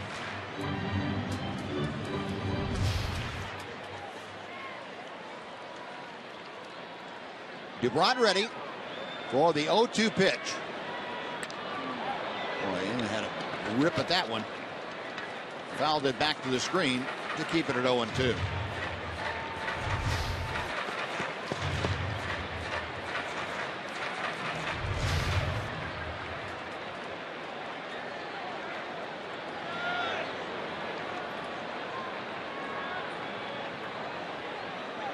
Kinsler waiting once again. And again fouls. Pitch away from him, straight back.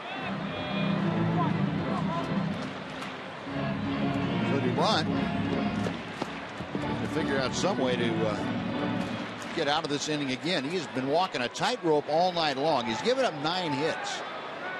Rangers have had 2 hits in the first, 3 in the second, 3 in the third, 1 here in the fourth. And have only scored 1 run. Check swing. Did he go around? No, he did not. Jerry Davis down there. The palms down safe side for no swing. And the Rangers have had 9 hits. 8 of them have been singles. And 5 of them, 6 of them have come with 2 outs.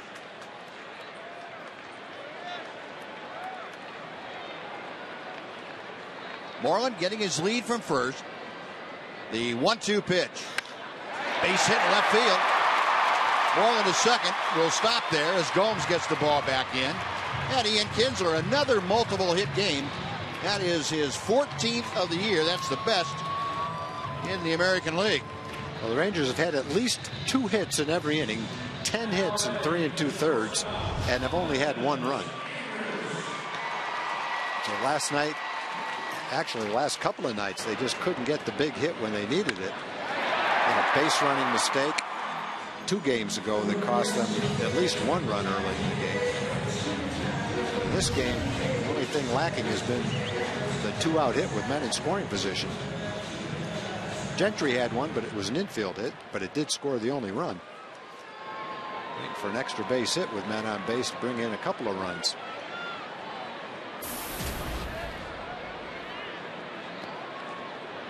Now Elvis with that single leading off the third.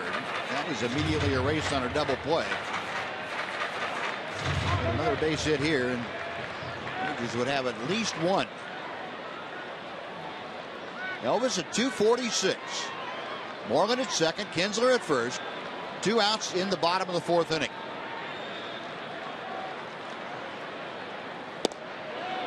He went around, says Mark Carlson, the home plate umpire. It's 0-1.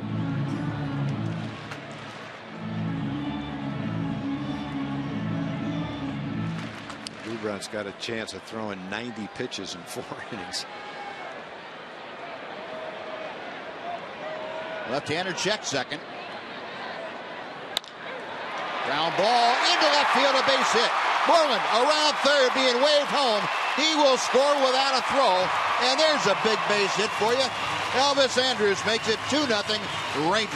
Well, that's what you're looking for. One of those 2-out hits with men in scoring position. Haven't been a lot of them lately, but maybe that'll, as Nelly's home run did the other day, open up the floodgates for a big inning. Big hit by Elvis. 2 hits for Ian, 2 hits for Elvis. Andrus with his 10th RBI of the season. Just out of the reach of Siriaco. Moreland scoring without a throw, so the Rangers finally get one that plates a runner that got out of the infield.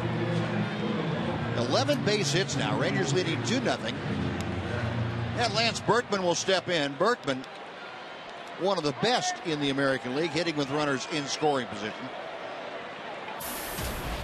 He is hitting .409, and that is tied for 8th in the league in situations like this. Kinsler at second, Andrus at first. And the pitch just a little bit low for ball 1. Berkman tonight has popped out to second and grounded into a double play.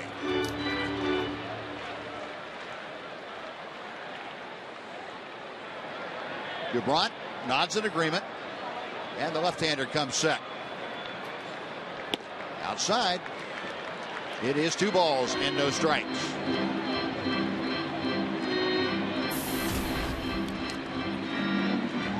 Oh, he is going to throw 90 pitches now in 4 innings. This will be number 90 coming up.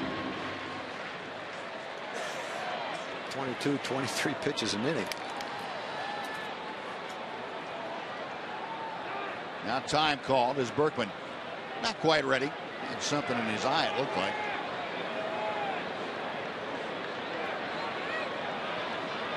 DuBrant walking that tight wire the entire time here this evening.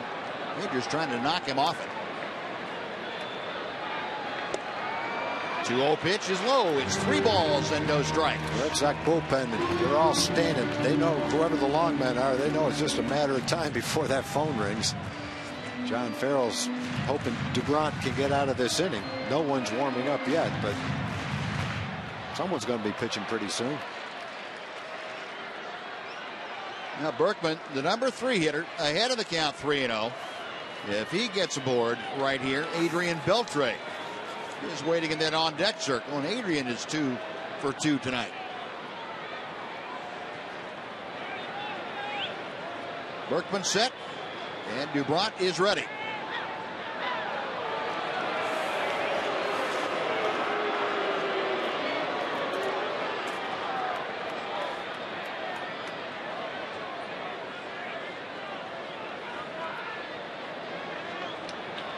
Andrus and Kinsler first and second. They have both singled. Elvis driving in the run. 3-0 pitch coming. Blowing inside, ball 4. That will load him up for Adrian Beltre.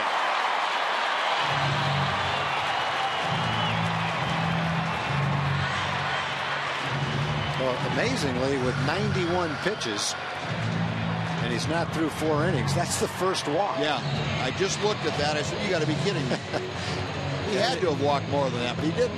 Well, giving up 11 hits, though. 10 singles in 4 innings. Juan Nieves, the pitching coach, out to have a chat with Felix DuBrant and Jared Saltalamacchia.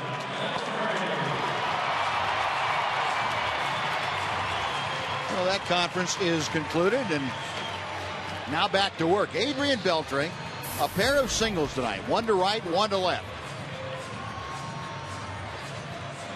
He's got the bases full of Ranger teammates. Kinsler at third, Andrus at second, Berkman at first. DuBrant ready. Inside, and Saltalamacchia has to do a good job of blocking that ball. Keep it from going to the screen. He's got to be getting tired. 92 pitches in 4 innings. It's one thing to throw 92 pitches in 6 or 7 innings or 8 innings. Man, when you jam them into this short of time.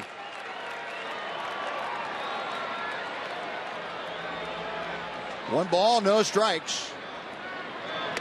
High, it's 2-0. Nobody warming up. What's he thrown? At least six straight balls.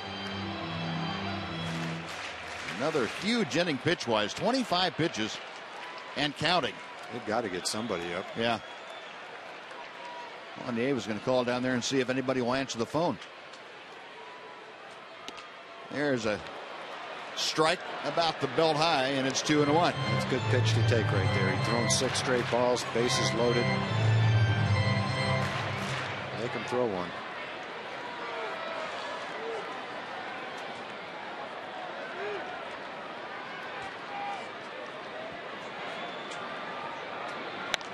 Beltre pops one foul. That will reach the seats over the Ranger dugout. And the count is even at 2-2.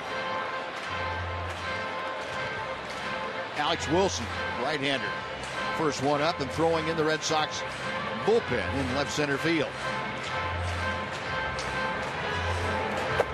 If he doesn't come in this inning, you have to think he's going to start the next inning. This is 96 pitches. I can't imagine Dubrant's going to go back out there. The 2-2 pitch. Inside, 3-2. So we will wind up the merry-go-round on the next pitch. We have Kinsler, Andrews, and Berkman will be off and moving. If Adrian is able to keep the inning alive, Nelly Cruz waiting in the on-deck circle. And the crowd here getting into it now. They want to see some extra runs on the board for the Rangers. Dubrant ready. The runner's on the move. Payoff pitch. Line drive into left center field. It's down for a hit. One run's home. Andrus is home. Here comes Berkman. The throw not in time. He scores. It's a bases clearing 3-run double for Adrian Beltre, and the Rangers lead 5-0. That's the big hit the Rangers have been waiting for. They haven't been able to get it the last couple of days. They've had some opportunities to maybe win a game the last couple of days with a hit like that. Haven't been able to get it, but they finally got one today against Dubrant, who was pitching on borrowed time basically from the first batter until right now. And finally the Rangers took advantage of the opportunity thanks to this high fastball that Adrian drills past Ellsbury in center field.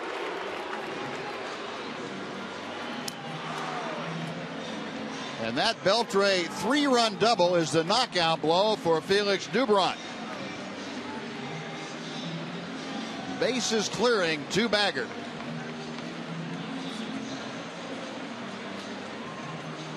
John Farrell out to the mound. He has made the call to the bullpen, and Ron Washington waving everybody home on Beltre's double.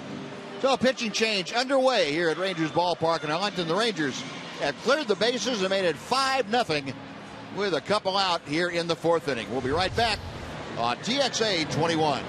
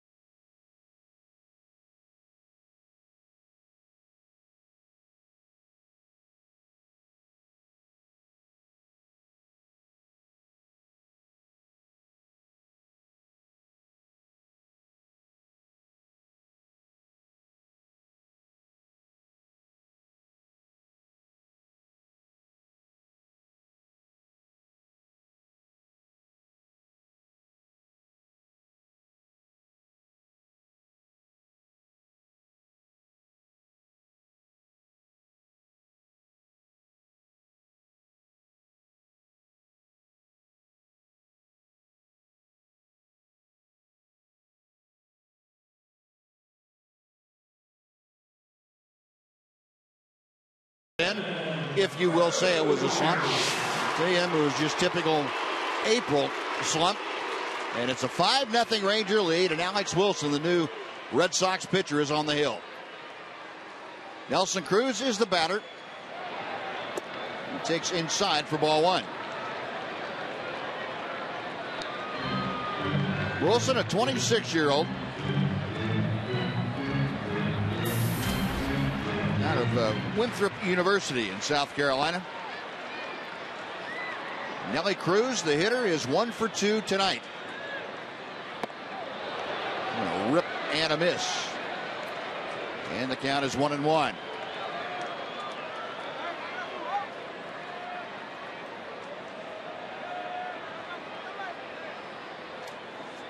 Wilson, the 2nd round selection by the Red Sox in the 2009 draft out of Winthrop. Cruz pops it up. Napoli over at the railing to take a look, but that's 5 rows back out of his reach. 1 ball and 2 strikes.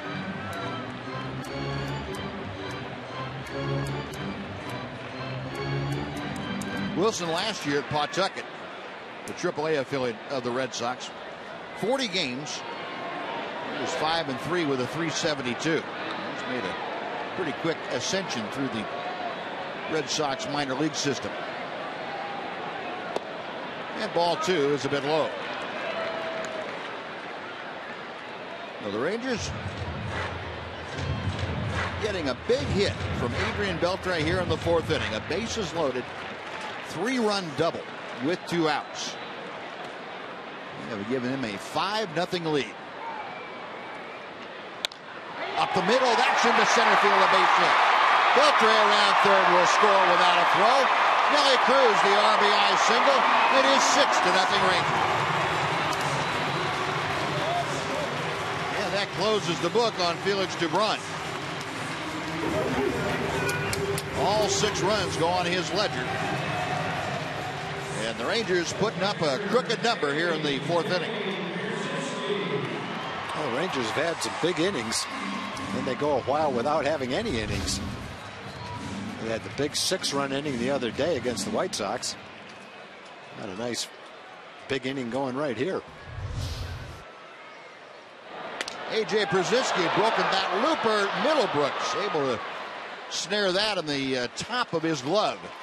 And that'll do it. But Adrian Beltre, the big 3-run double, highlights a 5-run 4th inning. Rangers strand 1. We're going to the 5th here in Arlington. The Rangers 6, Red Sox nothing on TXA 21.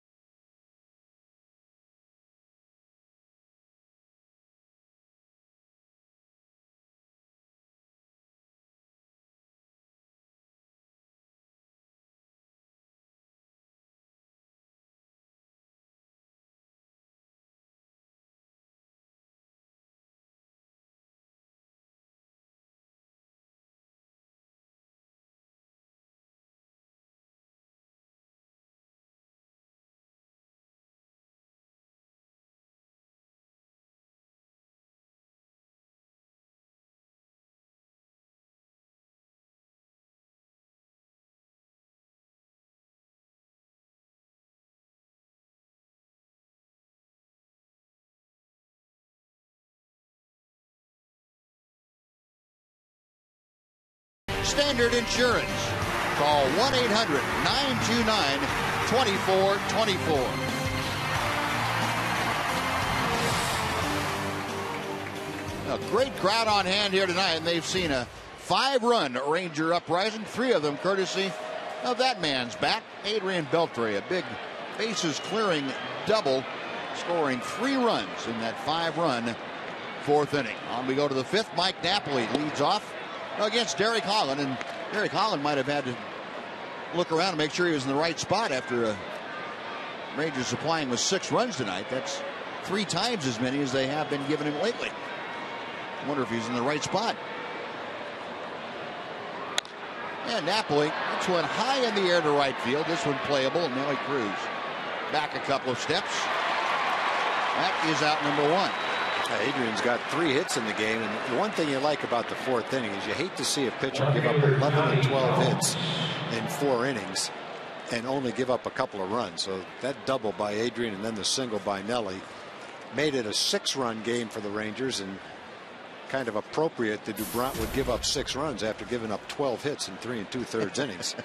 It's kind of what it should be. A little justice to that inning. And then nice to see Derek come right out after a long inning. Yep. Sitting on the bench, throw a curveball for a strike, jam Napoli, 2 pitches, 1 out. And Johnny Gomes takes strike 1. Gomes a strikeout his first time up there. Holland with half a dozen strikeouts through the first 4 innings. He's allowed just the 2 hits. Backing off the rubber and going to rethink things.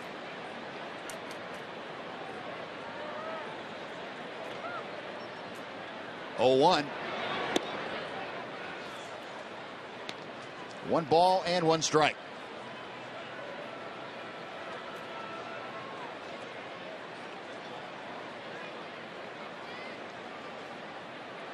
He goes with a slightly open stance as Holland comes back to him.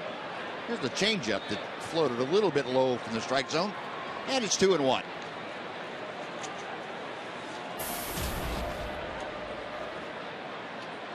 Ten walks in the last 14 games for Gomes.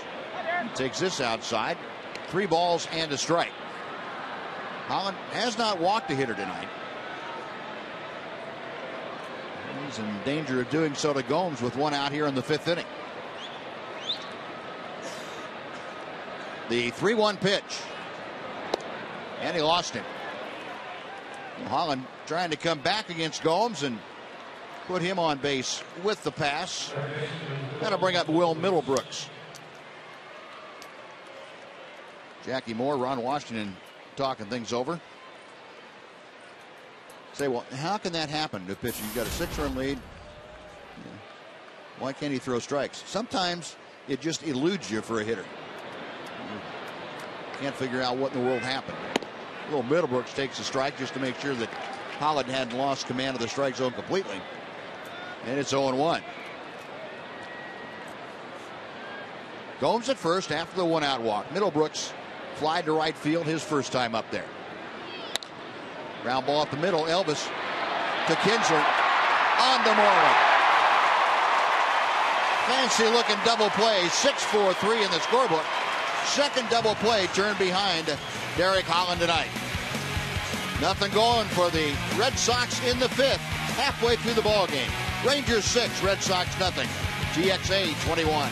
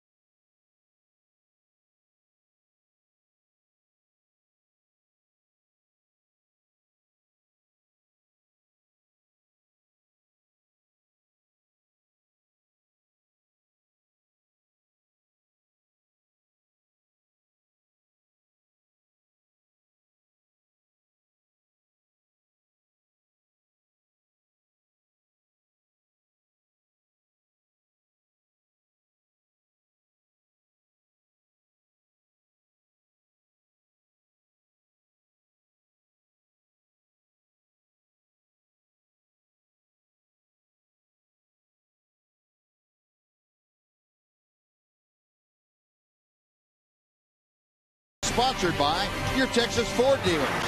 Visit your Texas Ford dealer and drive the best-selling trucks for 36 straight years. Ford is the best in Texas.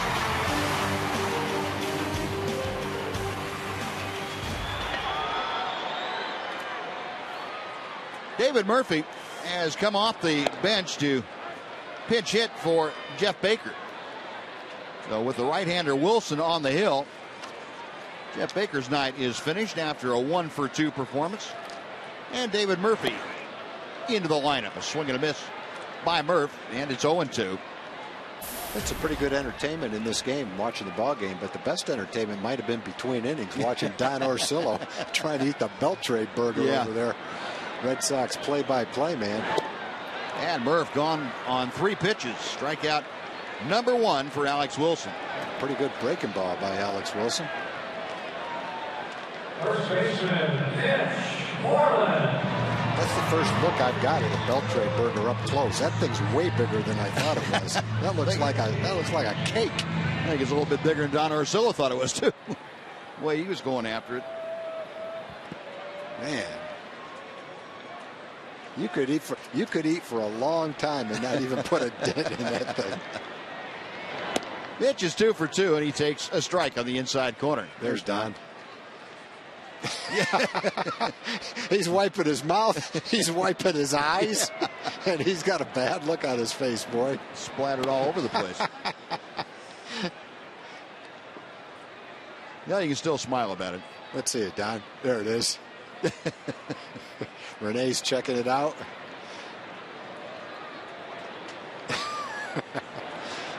That's a good sport right there. Red Sox announcer coming in. And Mitch pounds one through the hole on the right side. He is 3 for 3 now with 3 singles. Yeah, 2 guys in the lineup, Beltray and Moreland, each have 3 hits midway through this game. Mitch came into the game hitting .250. Seems like just about a week and a half ago he's hitting about 160. He's been swinging a good bat, boy. This is the kind of hitter Mitch is right here. Got off to a little bit of a slow start, and that was after a big spring training too. He's bounced right back and swinging the bat great right now. He's hitting 274 now.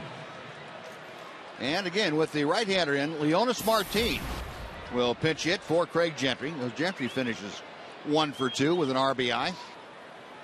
And Martin strokes the first pitch he sees into center field for a base hit.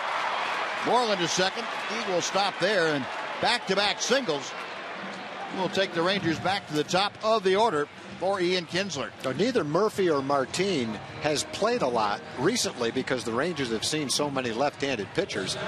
You know, and in the game it's 6-0, and there's only one lefty down in the Red Sox bullpen, and they're not going to use matchups in a 6-0 game. So it's a good chance to get David and Leonis 2 or 3 at bats in this game, because they'll both probably play tomorrow against John Lackey. So probably a good opportunity. And also maybe Jeff's leg's not 100%. Good chance to get him a little bit of a rest too. So it works out great. There's John Lackey. He will be toeing the hill tomorrow against Alexi Ogando.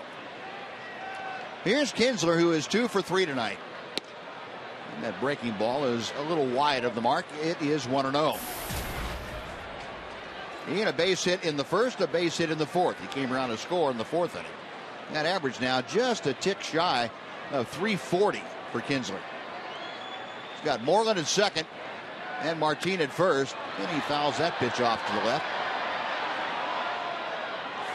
That was the same trajectory as the one that Pierzynski hit in the upper deck last night. The opposite way. Yeah, not hit quite as hard. He didn't get as much good wood on it as Pierzynski did. Oh, that's nice. Passed it over to the little girl. 1-1 to Kinsler. Base hit left center field. That's going to be more as Moreland rounds third. He will score. Going for 2 is Kinsler. He's in with a slide. It is 7-0 Texas. Kinsler had his 3rd hit of the night. 3 guys with 3 hits now. He was swinging the bat well. Came into the game hitting .330. He's 3 for 4 in this game.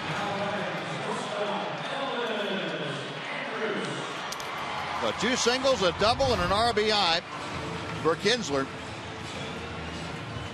Rangers now with 16 base hits. We're playing in the 5th inning.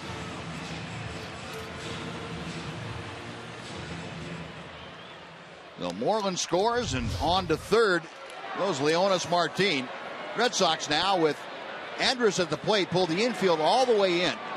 7-0 Texas. And a pitch in the dirt stopped by Saltalamacchia. It's 1-0. Elvis 2 for 3 tonight with an RBI and a run scored, pair of singles. The 3 guys have 3 hits, and Elvis and Nelly each have 2. We're going to see if Elvis can join that 3-hit parade. Infield in, and he's got a much better chance now.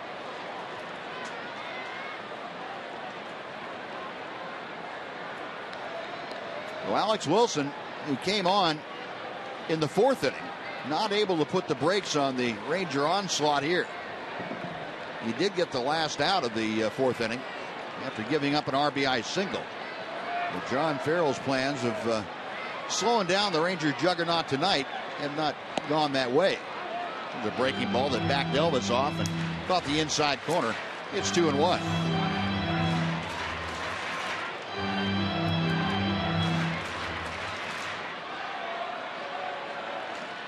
Saltalamacchia flashed the signs. Elvis waiting. Alex Wilson comes set. And Elvis pops it up. Shallow right field. Long run in for Victorino, but that ball way up there. He makes the catch, and Leonis Martin going down the line. He was not going to tag on that ball. He stays put. That is out number 2. And Lance Berkman coming up. So the infield now with 2 outs, able to go back to a normal depth. Berkman walked and scored his last time up there. Well, he continues to get on base. Lance Berkman has just had an incredible year on base percentage wise for the Rangers. And not incredible for him, but we haven't seen too many Ranger hitters that have had the ability to get on base the way that Berkman does. Well, right before Adrian hit the bases loaded double, Lance walked to load the bases. 2 outs. That was his 20th walk of the year. This game number 29 for the Rangers. Martin at third, Kinsler at second. 0-1 the count to Berkman. 1 ball, 1 strike. Lance tonight hitting from the left side for the first time. All 3 of his previous at-bats were against the left-hander Felix DeBront.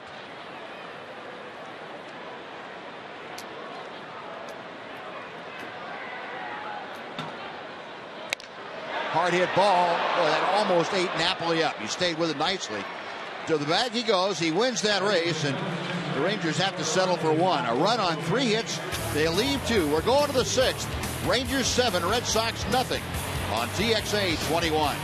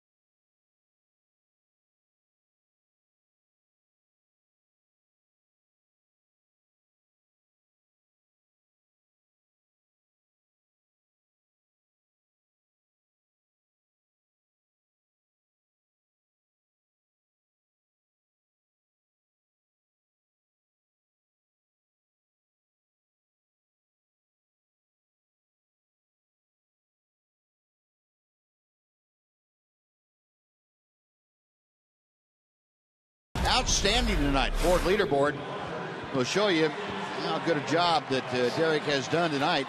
He's pitching against the second best hitting team in the American League. Red Sox at 273 as a team coming in. Tigers at 279. Royals just a tick behind. Tonight, Red Sox are just 2 for 15 against the Rangers southpaw. A very, very good job, Derek Holland tonight, and he had to take a rosin bag off the mound that either broke or wasn't to his liking.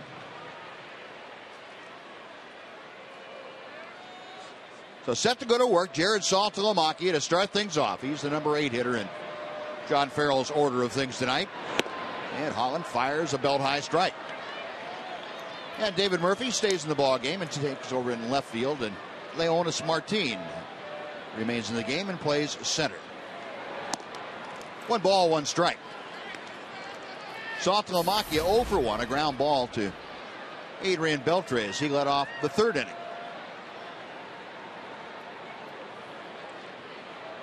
Holland's 1-1 pitch. 2 balls and a strike.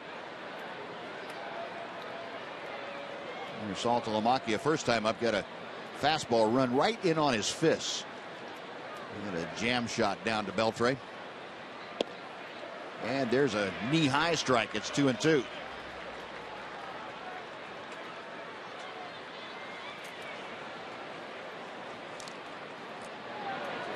Derek Holland very economical this evening and very good at throwing strikes.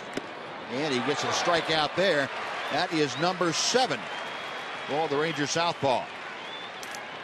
Let's go over to Joel Thomas again. Joel? Hey, thanks, Buzz. All of the people visiting the ballpark for the next several weeks are going to be handed all-star balloting. Now, these ballots will get your favorite Texas Ranger to the game in New York this year, but you don't have to come to the ballpark. You can go online and vote up to 25 times for your favorite player. You can do that now at TexasRangers.com, and the Rangers are hoping you vote early, vote often for the Texas Rangers. Buzz? All right, Joel. Good advice. 25 times you can do that online. Fastball, call strike. Pedro Siriaco taking that one. Siriaco, a ground ball to second as he hit in the 3rd inning. Holland's 0-1 pitch. He came with a changeup that stayed a little bit outside to the right-handed hitting Siriaco.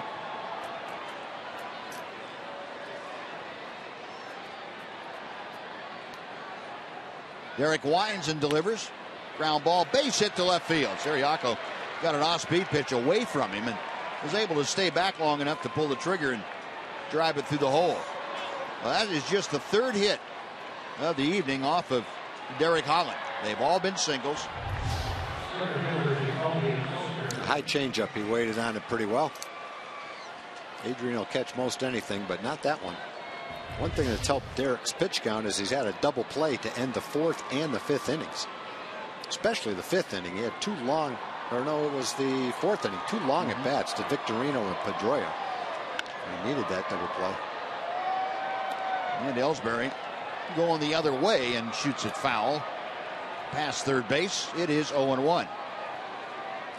Now, Ellsbury, not exactly the easiest guy to double up, and unless you can get him to hit maybe a one-hopper right at a middle infielder. Yeah, you can't have a long throw. Ellsbury has struck out both times that he's faced Holland tonight. He rips that one foul down the right side. This may be as well as we've seen Derek Holland throw this year as far as getting ahead of hitters. Yeah, very few times he's been behind guys tonight. Well, he's been ahead of Ellsbury a couple of times. He's thrown him the hard breaking ball. Once he swung at it. Next time he brought it into the strike zone and he took it for strike 3. See what he features here in the 0-2 pitch. About 94 mile an hour gas up. Couldn't get quite close enough for Ellsbury to offer. First pitch strikes. Wow. 17 out of 19. 6 of the 17 went to 0-2. That really is important. And a little chopper foul. That's the pitch he's seen for strike 3 twice. One was outside. He swung at a bad pitch. Last one he took, that one he was just able to get a little bit of a piece of it. A good looking line for Derek Holland. There's 3 hits, 1 walk is all, and 7 punch outs. 80 pitches, 68% of them fastballs. The 1-2. And Ellsbury, I think he's looking away. He I think almost he was walked too. into that. Looked like he was trying to get hit on purpose, but I know he wasn't doing that. He was just looking for something on the outside part of the plate. So I'm going to go out there and get it. Oh, no, I'm not either. Luckily, he didn't get too far toward it. 2-2. Up the middle. That's a base hit to center field. Well, Ellsbury finally got something in the middle of the plate he can handle, and he rifled a shot right back through the box. Back-to-back singles with one out. That'll bring up Shane Victorino. And Mike Maddox going to go out there and talk to Derek Holland a little bit.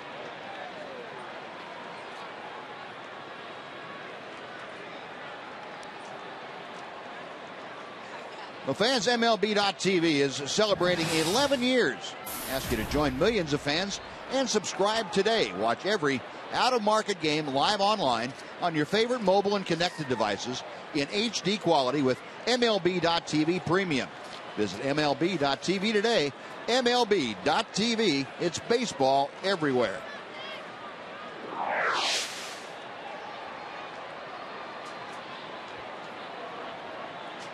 So Holland ready to go back to work.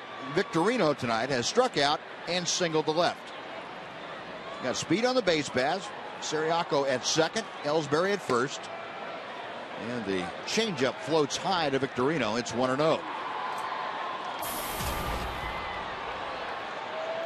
Victorino, that .297 average for the switch hitting outfielder.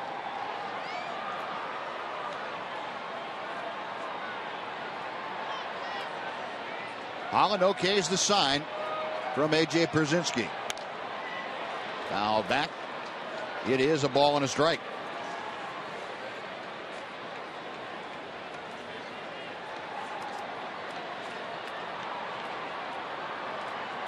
Victorino in situations like this, runners in scoring position, having a great year, great start to his year.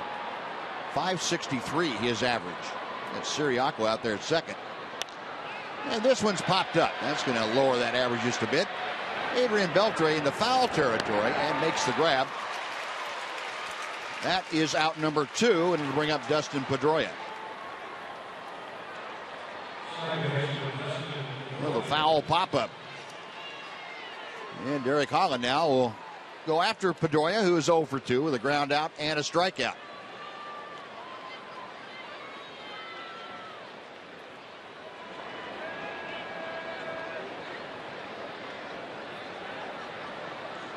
Pedroia 2 out of 16 in his career against Derek Holland. A.J. Pierzynski letting the infielders know what's going on. See them positioned maybe a step to the left against Pedroia. There's a big rip and a miss at the changeup. That was a good time to throw a changeup with that swing. Pedroia was going for it right there. Tried to screw himself into the ground. Yeah, looking for a fastball, but didn't get it. I don't know how a relatively small guy like that can swing that hard and stay on balance. He's strong, boy. Yeah, he is. Chopper to the right side, right at Mitch Moreland, who will take it to the bag, and that'll do it. So Derek Holland works around a couple of singles. The Red Sox strand 2. We're going to the bottom of the 6th. It's the Rangers 7, Red Sox nothing on TXA 21.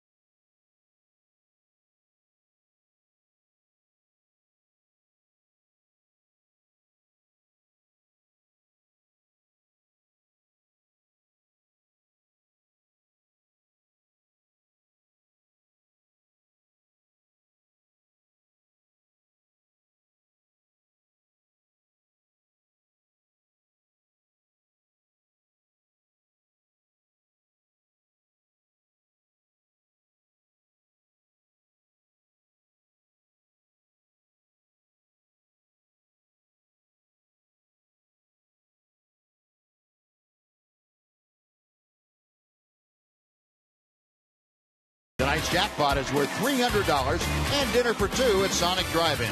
Tonight, the Rangers are hitting for Andy Reid from Fort Worth.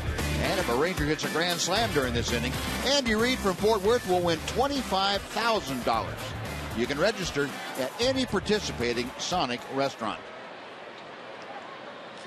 Now, Adrian Beltre will start things off against Alex Wilson. Beltre, 3 for 3 tonight.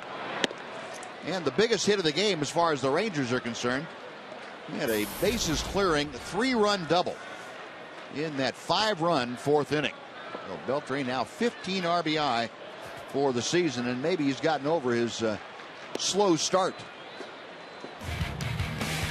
Now here's the TXU Energy replay, and Adrian Beltre with the bases full of Ranger teammates with the double to left center field, all three of them scoring, and Beltre getting the Rangers out on top. TXU Energy, the right things right now. 2-1, the count to Beltre.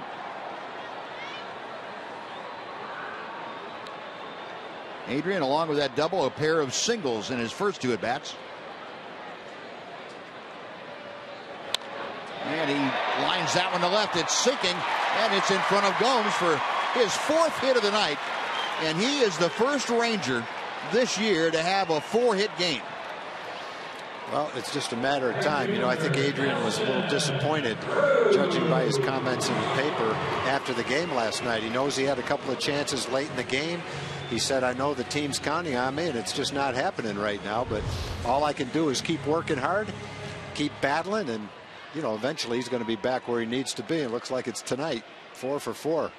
Bouncing back really nice, and he did have the big hit of this game. That bases loaded 2-out double into the gap. Can't keep a guy like that down for long. No, you sure can't. Maybe April, and most Aprils have kept him under control, but it's not April anymore. Well, watch out. Nelly Cruz, a couple of hits tonight. He's also driven in a run. He has 21 RBI for the season. Takes that slower breaking ball on the outside corner. It is 1-1. Cruz lined to center in the second, single to left in the third, and then followed Beltre's 3-run double up with an RBI single of his own.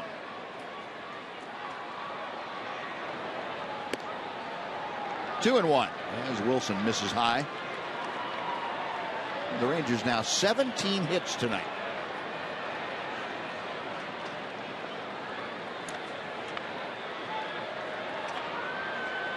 Cruz back up over the 300 mark.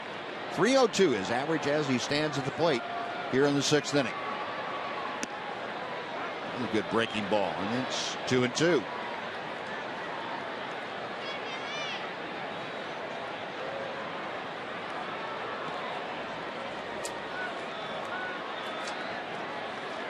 And with those 2 hits, Nelly Cruz upping his career totals against the Red Sox. And he has just eaten them alive. Double play ground ball to Siriaco. Pedroia back to Napoli. And that is the second double play grounded into by the Rangers tonight. 6-4-3, and Beltre erased there. Now 2 gone for A.J. Pierzynski.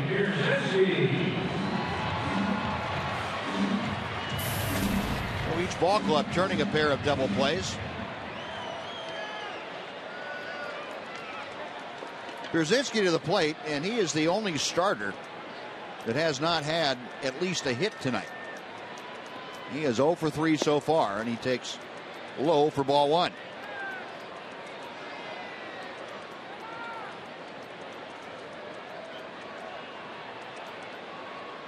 AJ at 271 as Alex Wilson sets and to the plate. That was the breaking ball that's in for a strike.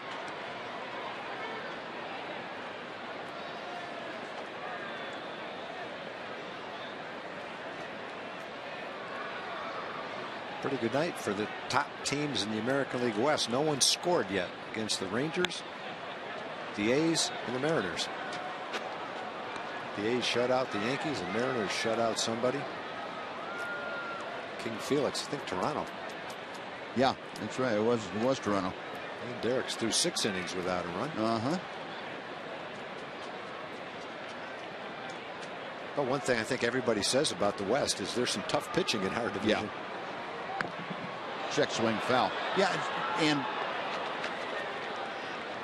along with tough pitching, there's some tough places to hit. You know, we have the tough pitching, but Oakland's a hard park to hit in. Seattle's tough, and Anaheim at night is a tough place for hitters. Nighttime, Anaheim's a pitcher's park too.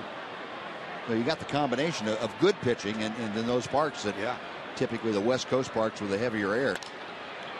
Little squibber down to third. Middlebrooks bobbles it. He won't have a play. That has some crazy spin on it. It's going to be an error on him, but that did have some crazy spin in Will Middlebrooks' defense. That'll be the second error of the night charged to the Boston Red Sox. AJ about halfway down there was very frustrated. Smashed his bat and still beat it out. Yeah, look, you can see the spin. Instead of over the top spin, it was kind of left to right spin. Sliced it right off the bat. One thing about him, though, he was upset. He was disappointed. He broke his bat, but he kept on running. Yeah, he never stopped. Not like you smash your bat and trot to first base and get thrown out. He was going as hard as he could all the way. And I give him a lot of credit for that. Here's David Murphy for his second at bat. He has Pierzynski at first, 2 outs here in the Rangers' 6th inning. It takes I don't know what it takes, a little bit of discipline maybe to run hard on that kind of a ball, because you're so mad that you hit it like that. You don't want to run, but you have to force yourself to do it. Maybe he got one of those modes he was going to run the anger out. Maybe. Kind of lit a fire under himself. 1-1 pitch coming to Murphy. Pop foul. That will reach the seats over the third base dugout of the Red Sox, and the count moves to 1-2. Murph entered the ball game as a pinch hitter in the 5th inning for Jeff Baker. Struck out then. So Murphy with his second at bat here tonight. And he just 1 for his last 16 times to the plate. Another guy you'd like to see get pretty hot, because when he does, he's going to be on a long streak of hot. To left field. A slice fly ball, usually playable for Johnny Gomes, who makes the catch. That'll do it. Rangers have a hit and an error in the 6th inning. They strand 1. We're going to the 7th. The Rangers 7 and the Red Sox nothing on TXA 21.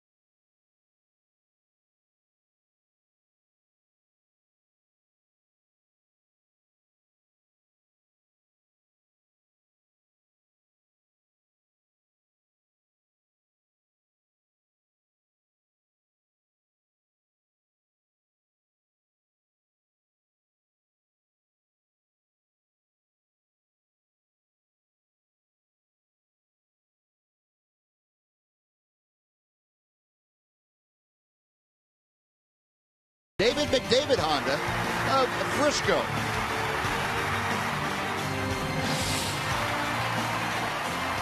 The crowd enjoying a Ranger resurgence here in the first game of this 3-game series over the weekend with the Red Sox.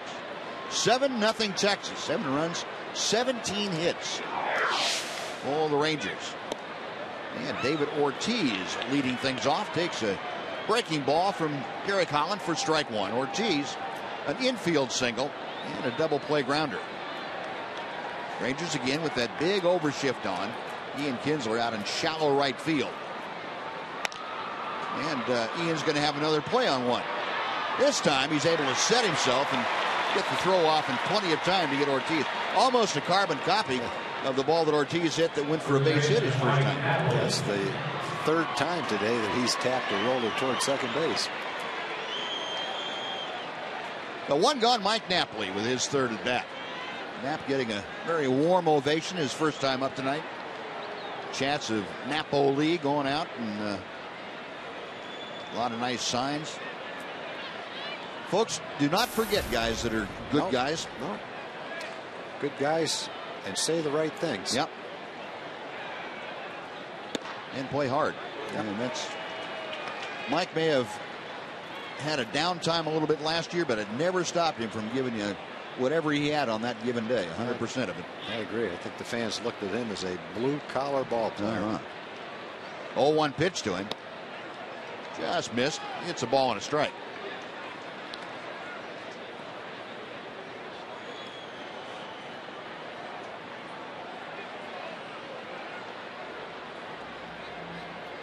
Holland to the wind and back to the plate. Napoli fouls it away to the right. 1-2.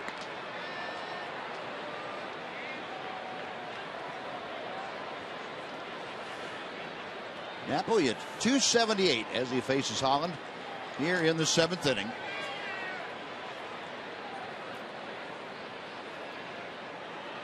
Derek okays the sign, goes to the wind.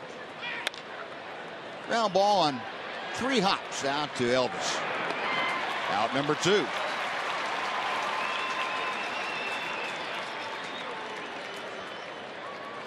Well, Elvis continuing his streak of excellent defensive play. He has not made an error in well over 100 chances. 101 error-free chances coming into this game, and he has had several again tonight. Started a pretty fancy little double play in the 5th inning. Nice glove grab, and he's had about 5 chances by my quick perusal. Here's Johnny Gomes, who is 0 for 1, a strikeout and a walk. He's the only Red Sox hitter that Derek Holland has walked tonight. And Holland misses inside for ball 1.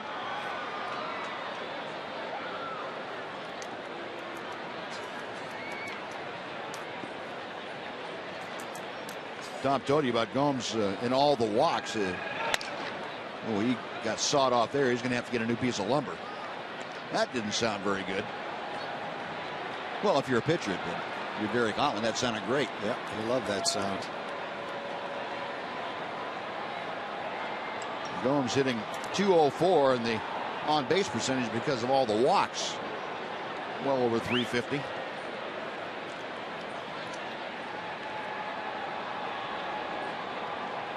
Derek Holland twirling a masterpiece here tonight. The 1-1 pitch. Looped into center field. Martin in a hurry, but that's going to fall for a base hit. Well, Gomes, not real good wood on it, but hit it in the right spot. Unreachable by anybody until it bounced a few times. 5th base hit for the Red Sox tonight. And Will Middlebrooks will come up.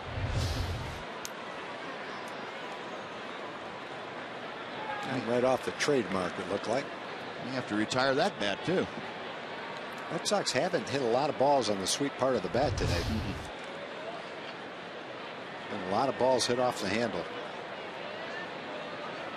The 5 base hits, they've all been singles. Middlebrooks has flied out and grounded into a double play, and he takes a changeup that floats in for strike 1. Clayton Mortensen, right-hander, the tall, angular right-hander, getting loose. Swing and a miss by Middlebrooks. And it's 0-2.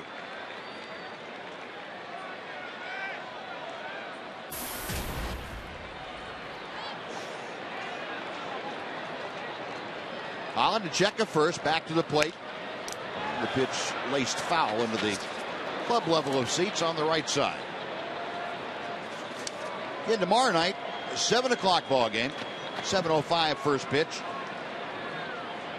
It'll be the Texan John Lackey facing Alexi Ogando. Lackey coming in at 1-1 with a fine 2.61 ERA, and Ogando at 2-2 with a 3.38.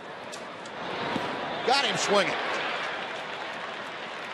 Brzezinski fires on to first. That'll do it. Holland now with 8 strikeouts. The Red Sox strand one. It's stretch time at the ballpark. 7-0 Texas. And now let's join Chuck Morgan as he asks the fans to stand for God Bless America. To honor the men and women of our armed services both at home and around the world. Tonight we invite you to join in singing God Bless America with the Strikeout Kings.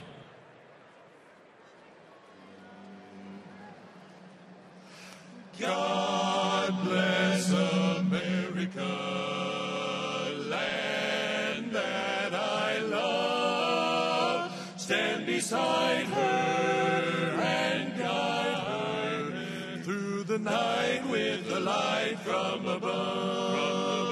From the mountains to the prairies to the oceans, white with foam. America, my home, sweet home. God bless America, my home, sweet home. America, America, America, America, America.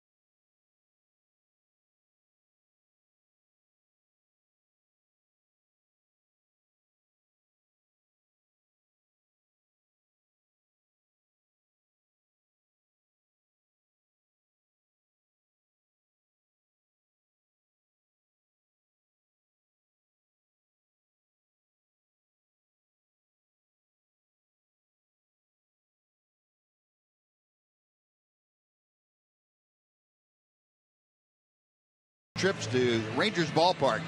Enter Dr. Pepper as the coupon code at TexasRangers.com, or bring any Dr. Pepper can to Rangers Ballpark in Arlington for $5 off select tickets for non-premier games in May and June. A couple of ways you can do that, and they're both good. Here's Mitch Moreland starting things off, and Alex Wilson missing outside for ball one. Moreland 3 for 3 tonight, 3 singles, 2 runs scored. He has seen his batting average soar now. It's up to 274 after a 3 for 3. Fouls that off to the left, and the count goes to 1 ball and 1 strike.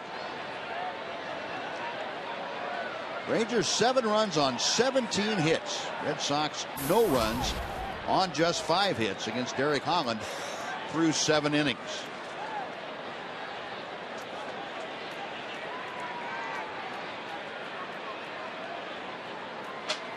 Wilson with a 1-1. And Moreland moves one to right center. In a hurry is Victorino. And he's able to run that down. Boy, great closing speed by Victorino. And takes a base hit away from Moreland, who's now 3 for 4. Thought he might have his 4th hit there, but it wasn't hit that hard. It hung up for Victorino.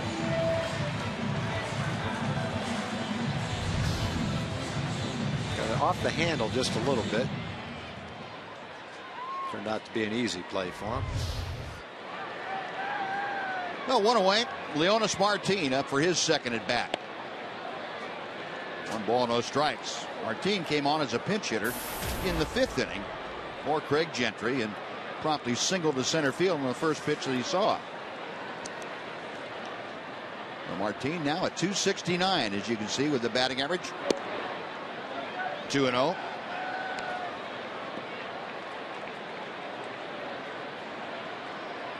Felix DeBrunt went the first 3 2/3 innings tonight for the Red Sox. Allowed 12 hits, 6 runs. They were all earned. 1 walk, 2 strikeouts. Alex Wilson took over and got the final out of the 4th inning. And has been on ever since.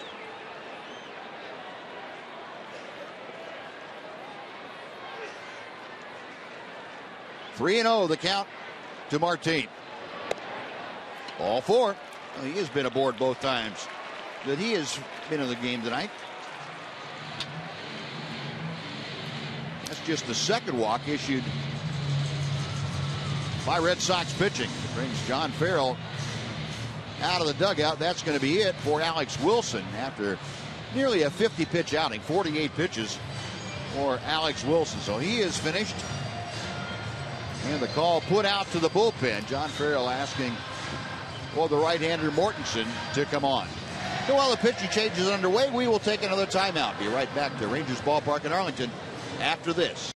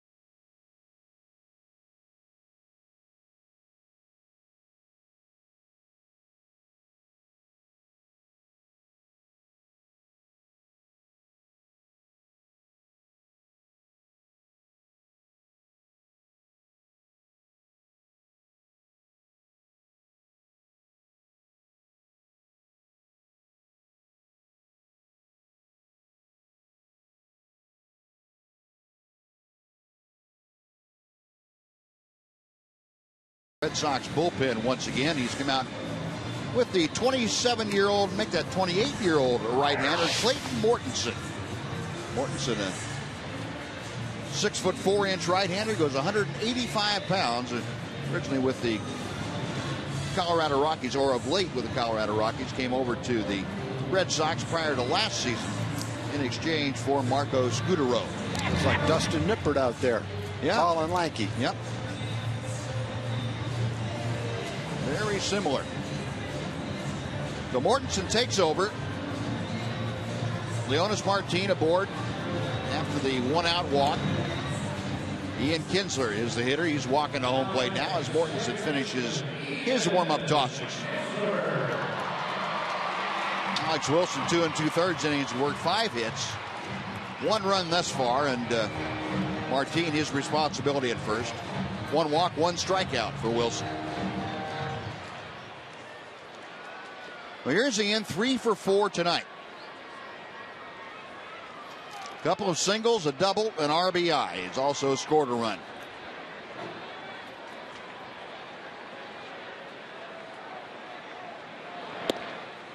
fastball zipped in there at 90 miles an hour. Kind of a funky delivery. A lot of elbows and kneecaps coming at you, it looks like. Mortensen spent a couple of years with the Rockies. Had been pitched with the Cardinals prior to that. Pitch inside, and it's 1-1. Came up originally with the Cardinals in 2009 and went over to Oakland. Parts of 09 and 2010 with the Athletics. That's chopped foul. A ball and 2 strikes to Ian.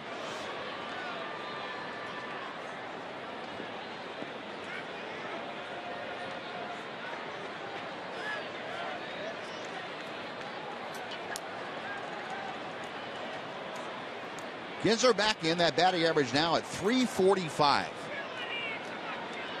He is continuing that role that he's been on for the last week and a half. Rolls that one toward the Red Sox dugout on the third base side. Kinsler on his 9-game hitting streak. Now 18 for 38. 7 doubles, 6 RBI. And he has scored 4 runs in that time period. Again, the 1-2 pitch coming to him. Well, there's a shattered bat. That's going to go back into the crowd above the Ranger dugout. Haven't seen as many of them this year, but that was a good one right there. That was a saw-off.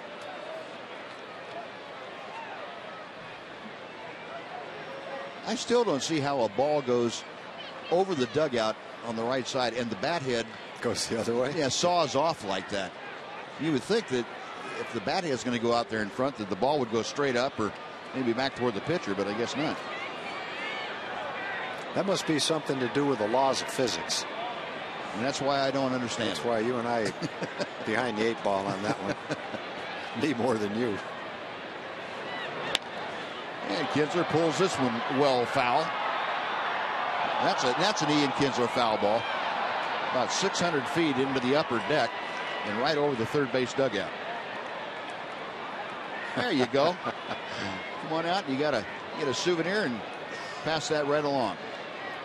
He just won Father of the Day award. You're not really expecting one up there. I think that's why you're so happy.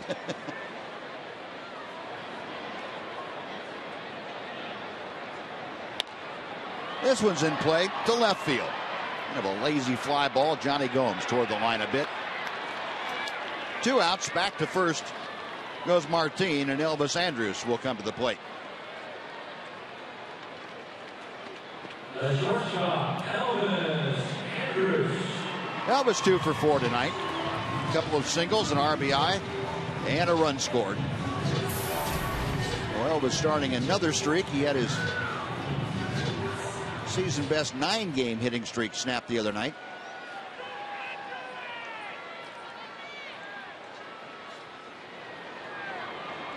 Mortensen's first pitch. He got a good rip at that high fastball. No balls and a strike.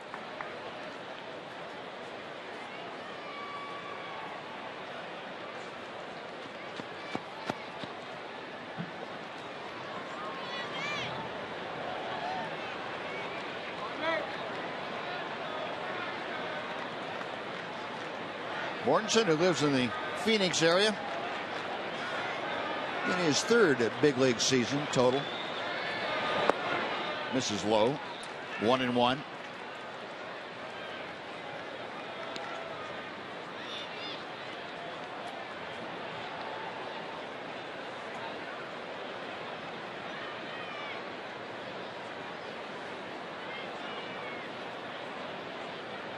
Elvis popping that bat back and forth, and Mortensen has the sign he wants. Got the inside corner. A ball and 2 strikes.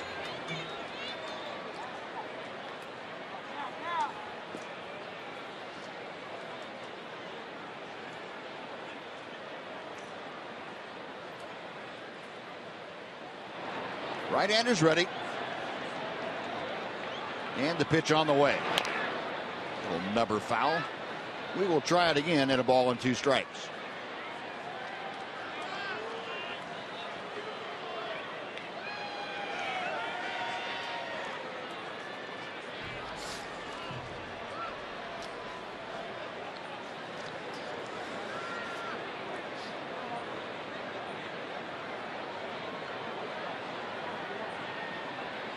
Mortensen okays the sign. He checks Martin at first.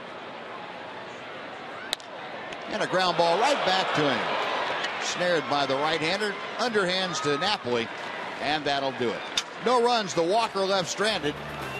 No hits in the inning. We're going to the 8th. Rangers lead by 7 on TXA 21.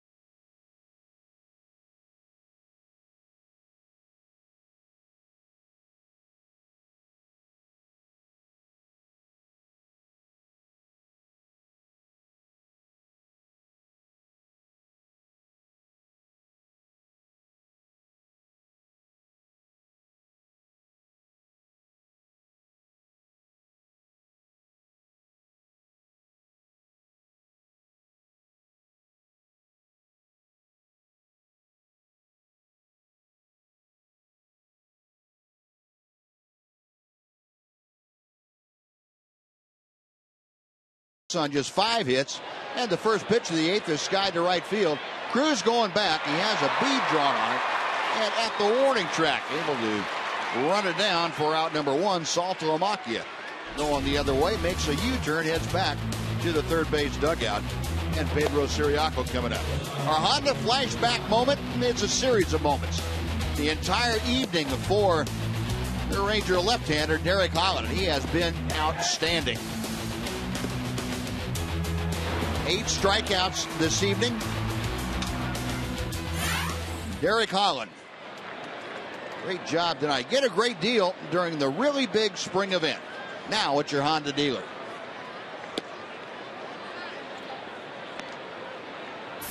Pedro Ciriaco has one of the 5 base hits off Holland tonight. That was a 6th inning single to left field. Just reached out and poked an off-speed pitch into left. Takes a fastball there for a strike.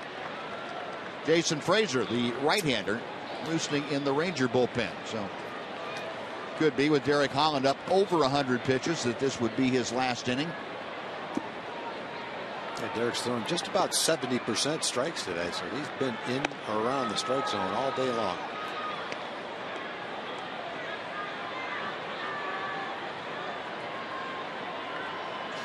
Two balls and a strike. Ciriaco, the number 9 man in the Red Sox lineup. Gets one off the fist, and he pushes that back into the seats down the first base side. And inning by inning, you see the only inning that he went above 20 was the 4th. He went to 21. 19 in the 6th inning, but he still hasn't given up anything. Nothing close to a run in this ball game. Red Sox have had 1 runner to second base tonight. Yeah, the funny thing about the 4th inning, when he threw 21 pitches, he only faced 3 hitters. Yeah. And Ortiz hit into a quick double play. Threw like 9 or 10 pitches to Victorino and Pedroia. Yeah, I believe it was 18 pitches to the two of them. Yeah.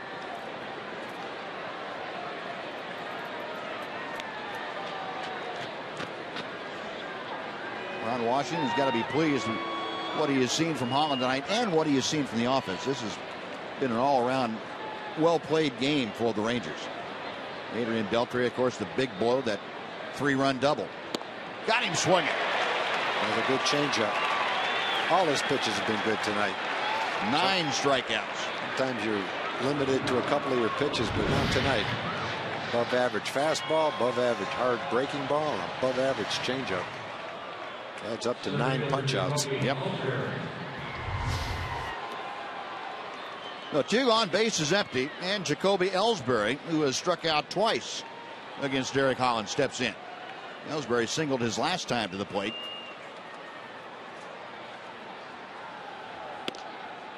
Ball 1 is a little bit high.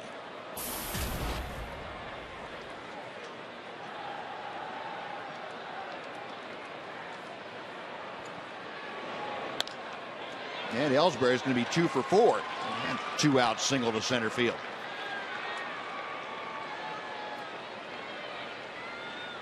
Hard to hold him down when he's healthy. Ellsbury, one of the better players in the league. So the 6th base hit off of Derek Holland tonight. Ellsbury aboard, and Shane Victorino, who is 1 for 3, will step in. Victorino had a single in the 4th inning. That was sandwiched in between a strikeout and a foul out. Rangers will not hold Ellsbury closely at first. More than a couple steps behind him. First pitch to Victorino is high and inside for ball 1.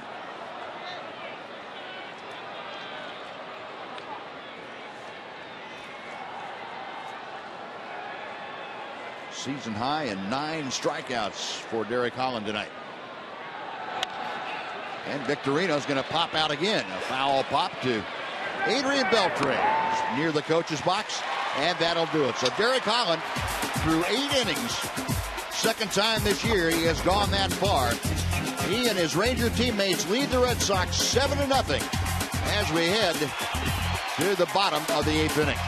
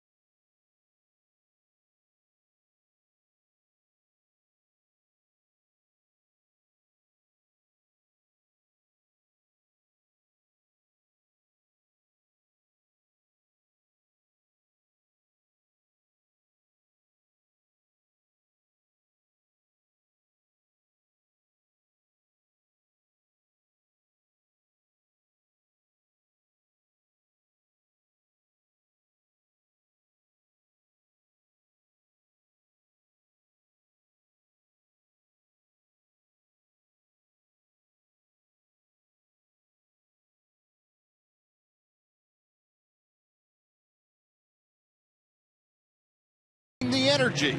Well, the Rangers really brought the energy tonight. How about 17 hits worth and 7 runs? Kinsler with a 3-hit night. Elvis a 2-hit night. Berkman 0 for 3, but he scored a run. He got a walk, and of course the big 4 for 4 night for Adrian Beltre with the 3 RBI. It has been up and down the order, a very impressive evening. And here's Lance Berkman leading off the bottom of the 8th inning against Clayton Mortensen. That walk for Berkman came in the 4th, came in to score as Adrian Beltre cleared the bases. And he pops this one up. Near home plate, Saltalamacchia handles that in foul territory. That is out number 1. Third baseman, Adrian Beltre. So Berkman back to the bench 0 for 4 tonight. And here's Adrian Beltre, who is 4 for 4. 3 singles and a double. Adrian, who came into the game hitting .215, is now hitting .243. That's a pretty good night's work. That's hit well, but foul down the right side. It is 0-1.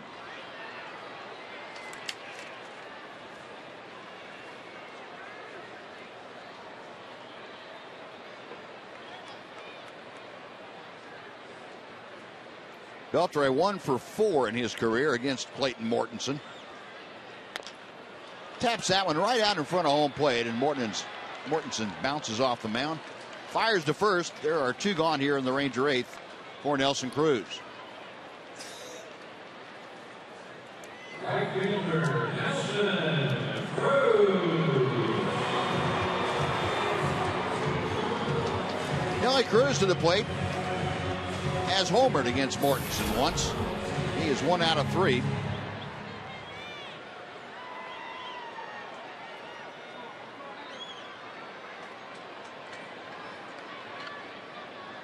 Check that. That was Berkman that homered. No, it wasn't. I'm reading this thing wrong. I'm having trouble reading these matchup things. Get the right folks with the right. The letters are too small. I guess. Too many of them. 0-1. Nelly Cruz waiting, and Mortensen ready to deal. A ball and a strike. There we go. Can you read those big letters? I can see that, yeah. Yeah. 1 for 3 with a home run and a strikeout. See, I knew it was somebody. It's always nice to get a little help from the truck down there. Yeah.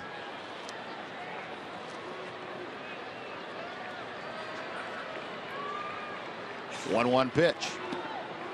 2-1.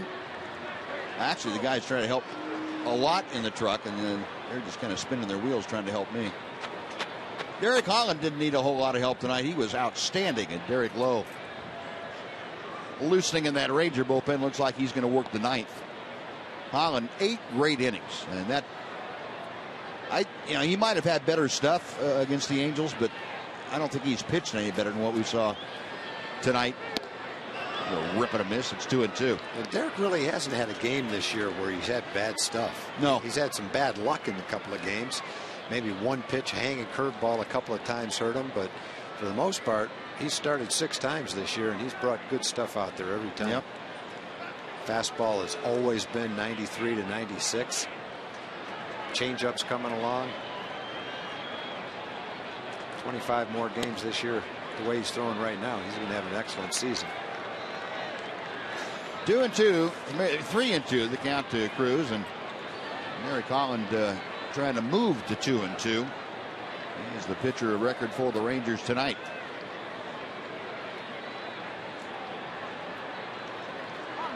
Mortensen sets, and the payoff pitch coming to Nelly Cruz. Hit hard but pulled foul. Well, he's just out in front of that off-speed pitch. Yep, it was a good location to hammer one, but the change of speeds had him a little bit out in front of it.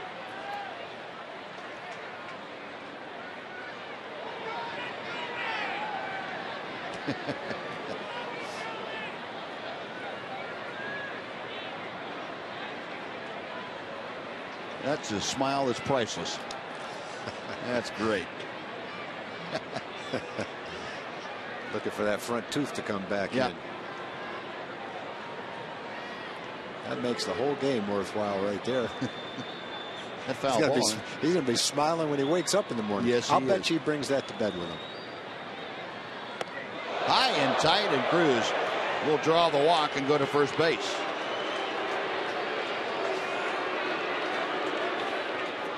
A 2-out walk. That'll bring A.J. Brzezinski to the plate.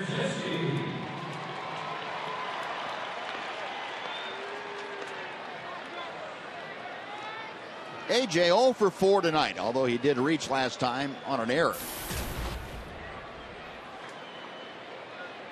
Brzezinski, the only starter that has not had at least a hit. Opportunity here in the 8th inning. Got fisted on that pitch and fouled it off.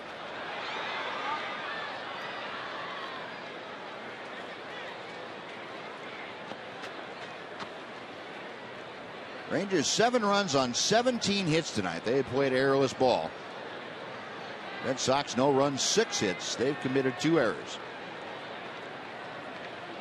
Clayton Mortensen, the 3rd pitcher used tonight by John Farrell. Ground ball off of Mortensen. It's into left field for a base hit. Cruz just keeps right on going around second. He'll motor into third. And A.J. Brzezinski with his first hit of the night. He had the 18th hit for the Rangers.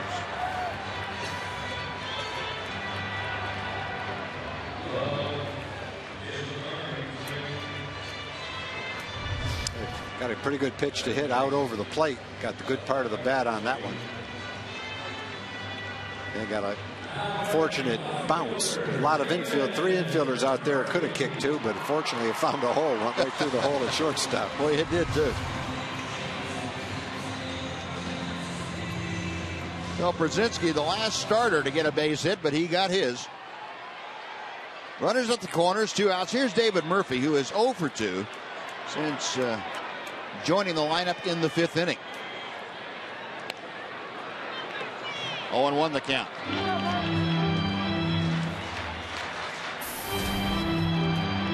Murphy 0 for 2 against Mortensen. The brief matchup. 170 the average for David. Trying to leave the disappointment of April behind him and move on into May.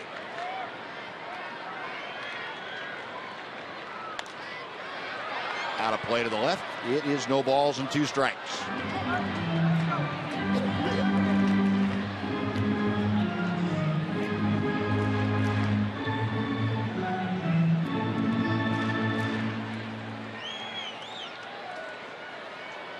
Cruz and Brzezinski at the corners. 2 outs. Rangers batting in the bottom of the 8th inning, leading 7-0.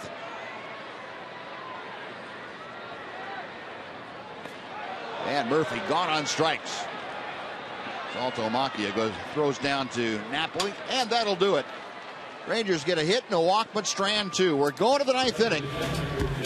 Eric Holland will cheer on Derek Lowe to see if he can close out a Rangers 7-0 lead on TXA 21.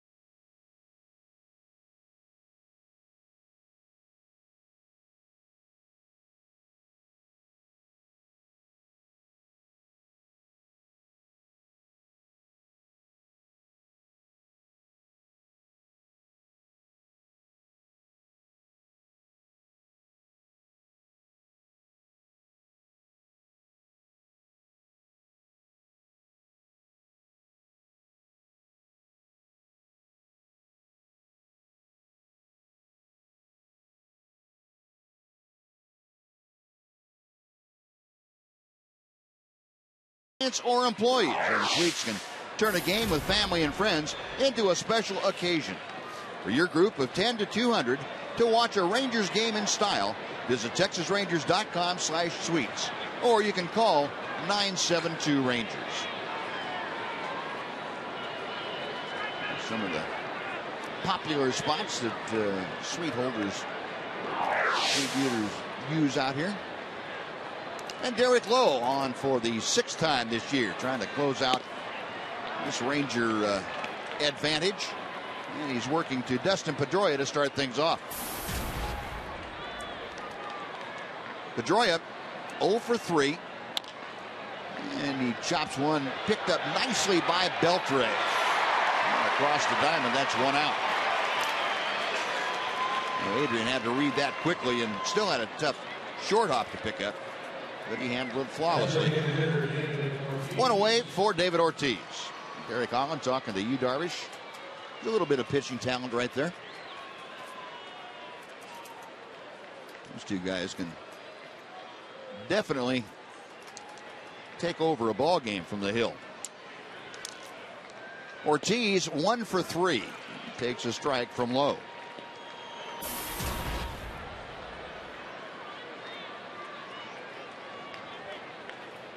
Rangers again with that extreme overshift. And again, he's going to hit 4 balls to second base. Yes, almost bobbled it, but plenty of time with Ortiz running. Playing pepper with Ian Kinsler tonight. David Ortiz is 1 for 4 now. Well, the way he's hit those 4 balls, he's probably happy to be 1 for 4. Yeah, you're right. But Derek Lowe now facing Mike Napoli. Red Sox down to their final out. Napoli 0 for 3, a ground out, a fly out, and a strikeout. And again, a lot of the fans here chanting Napoli as Lowe fires a strike. Derek Holland, 8 shutout innings, 6 hits, 1 walk, 9 strikeouts. Derek Lowe, 2 grounders for 2 outs. And Napoli chops the next pitch foul. It's 0-2. Rangers, in the first game of the series this year, have been almost perfect.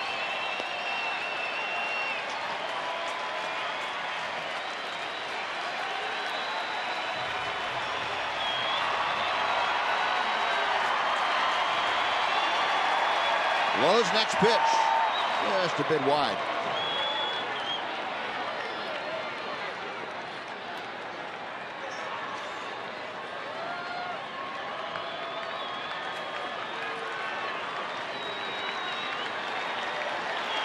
One ball, 2 strikes. And that just off the outside corner. It is 2-2. And Derek Lowe is headed to the dugout, and he had a few fans headed toward the exit. The home plate umpire, Mark Carlson, said, nope, we're going to have to try one more. And that's out of play. Well, this is the Rangers' 10th series of the year. The Rangers have gone 9-1 in first games of a series. Or make that 8-1 in first games of a series. Ron Washington has seen his club do it, and that should do it. Elvis triggers the throw, and that will do it. 3 ground balls in the inning off of Derek Lowe, and the Rangers behind Derek Holland and Derek Lowe close out a 7-0 win over the Red Sox and snap their mini 2-game losing streak. So Derek Holland gets the win. He advances to 2-2, 8 shutout innings on just 6 hits. Derek Holland just 1 walk tonight, and he was just outstanding. He and A.J. Przinsky dialed up a dandy, and just exactly what the Rangers needed, along with the 7 runs tonight, something that the offense needed for themselves. Adrian Beltre, the key 3-run double in that 5-run 4th inning. You know, Buzz, they've been that same hit away from winning maybe 2 or 3 more ball games. It's great for Adrian to step up and get that hit today. That's how close they've been. They've had solid pitching all season long. A lot of close games, couple of close losses. And today was a close game until Adrian broke it up with that bases loaded 2-out double. That was the big hit of the ball game. Quite a night for Ranger fans. 42,441 on hand tonight. Took 3 hours and 4 minutes in front of this crowd that loved seeing Mike Napoli come back and loved even more seeing Derek Holland and the Rangers get out of here with a 7-0 win. So we will take a short time out. We'll be back with more from Rangers Ballpark in Arlington right after this on TXA 21.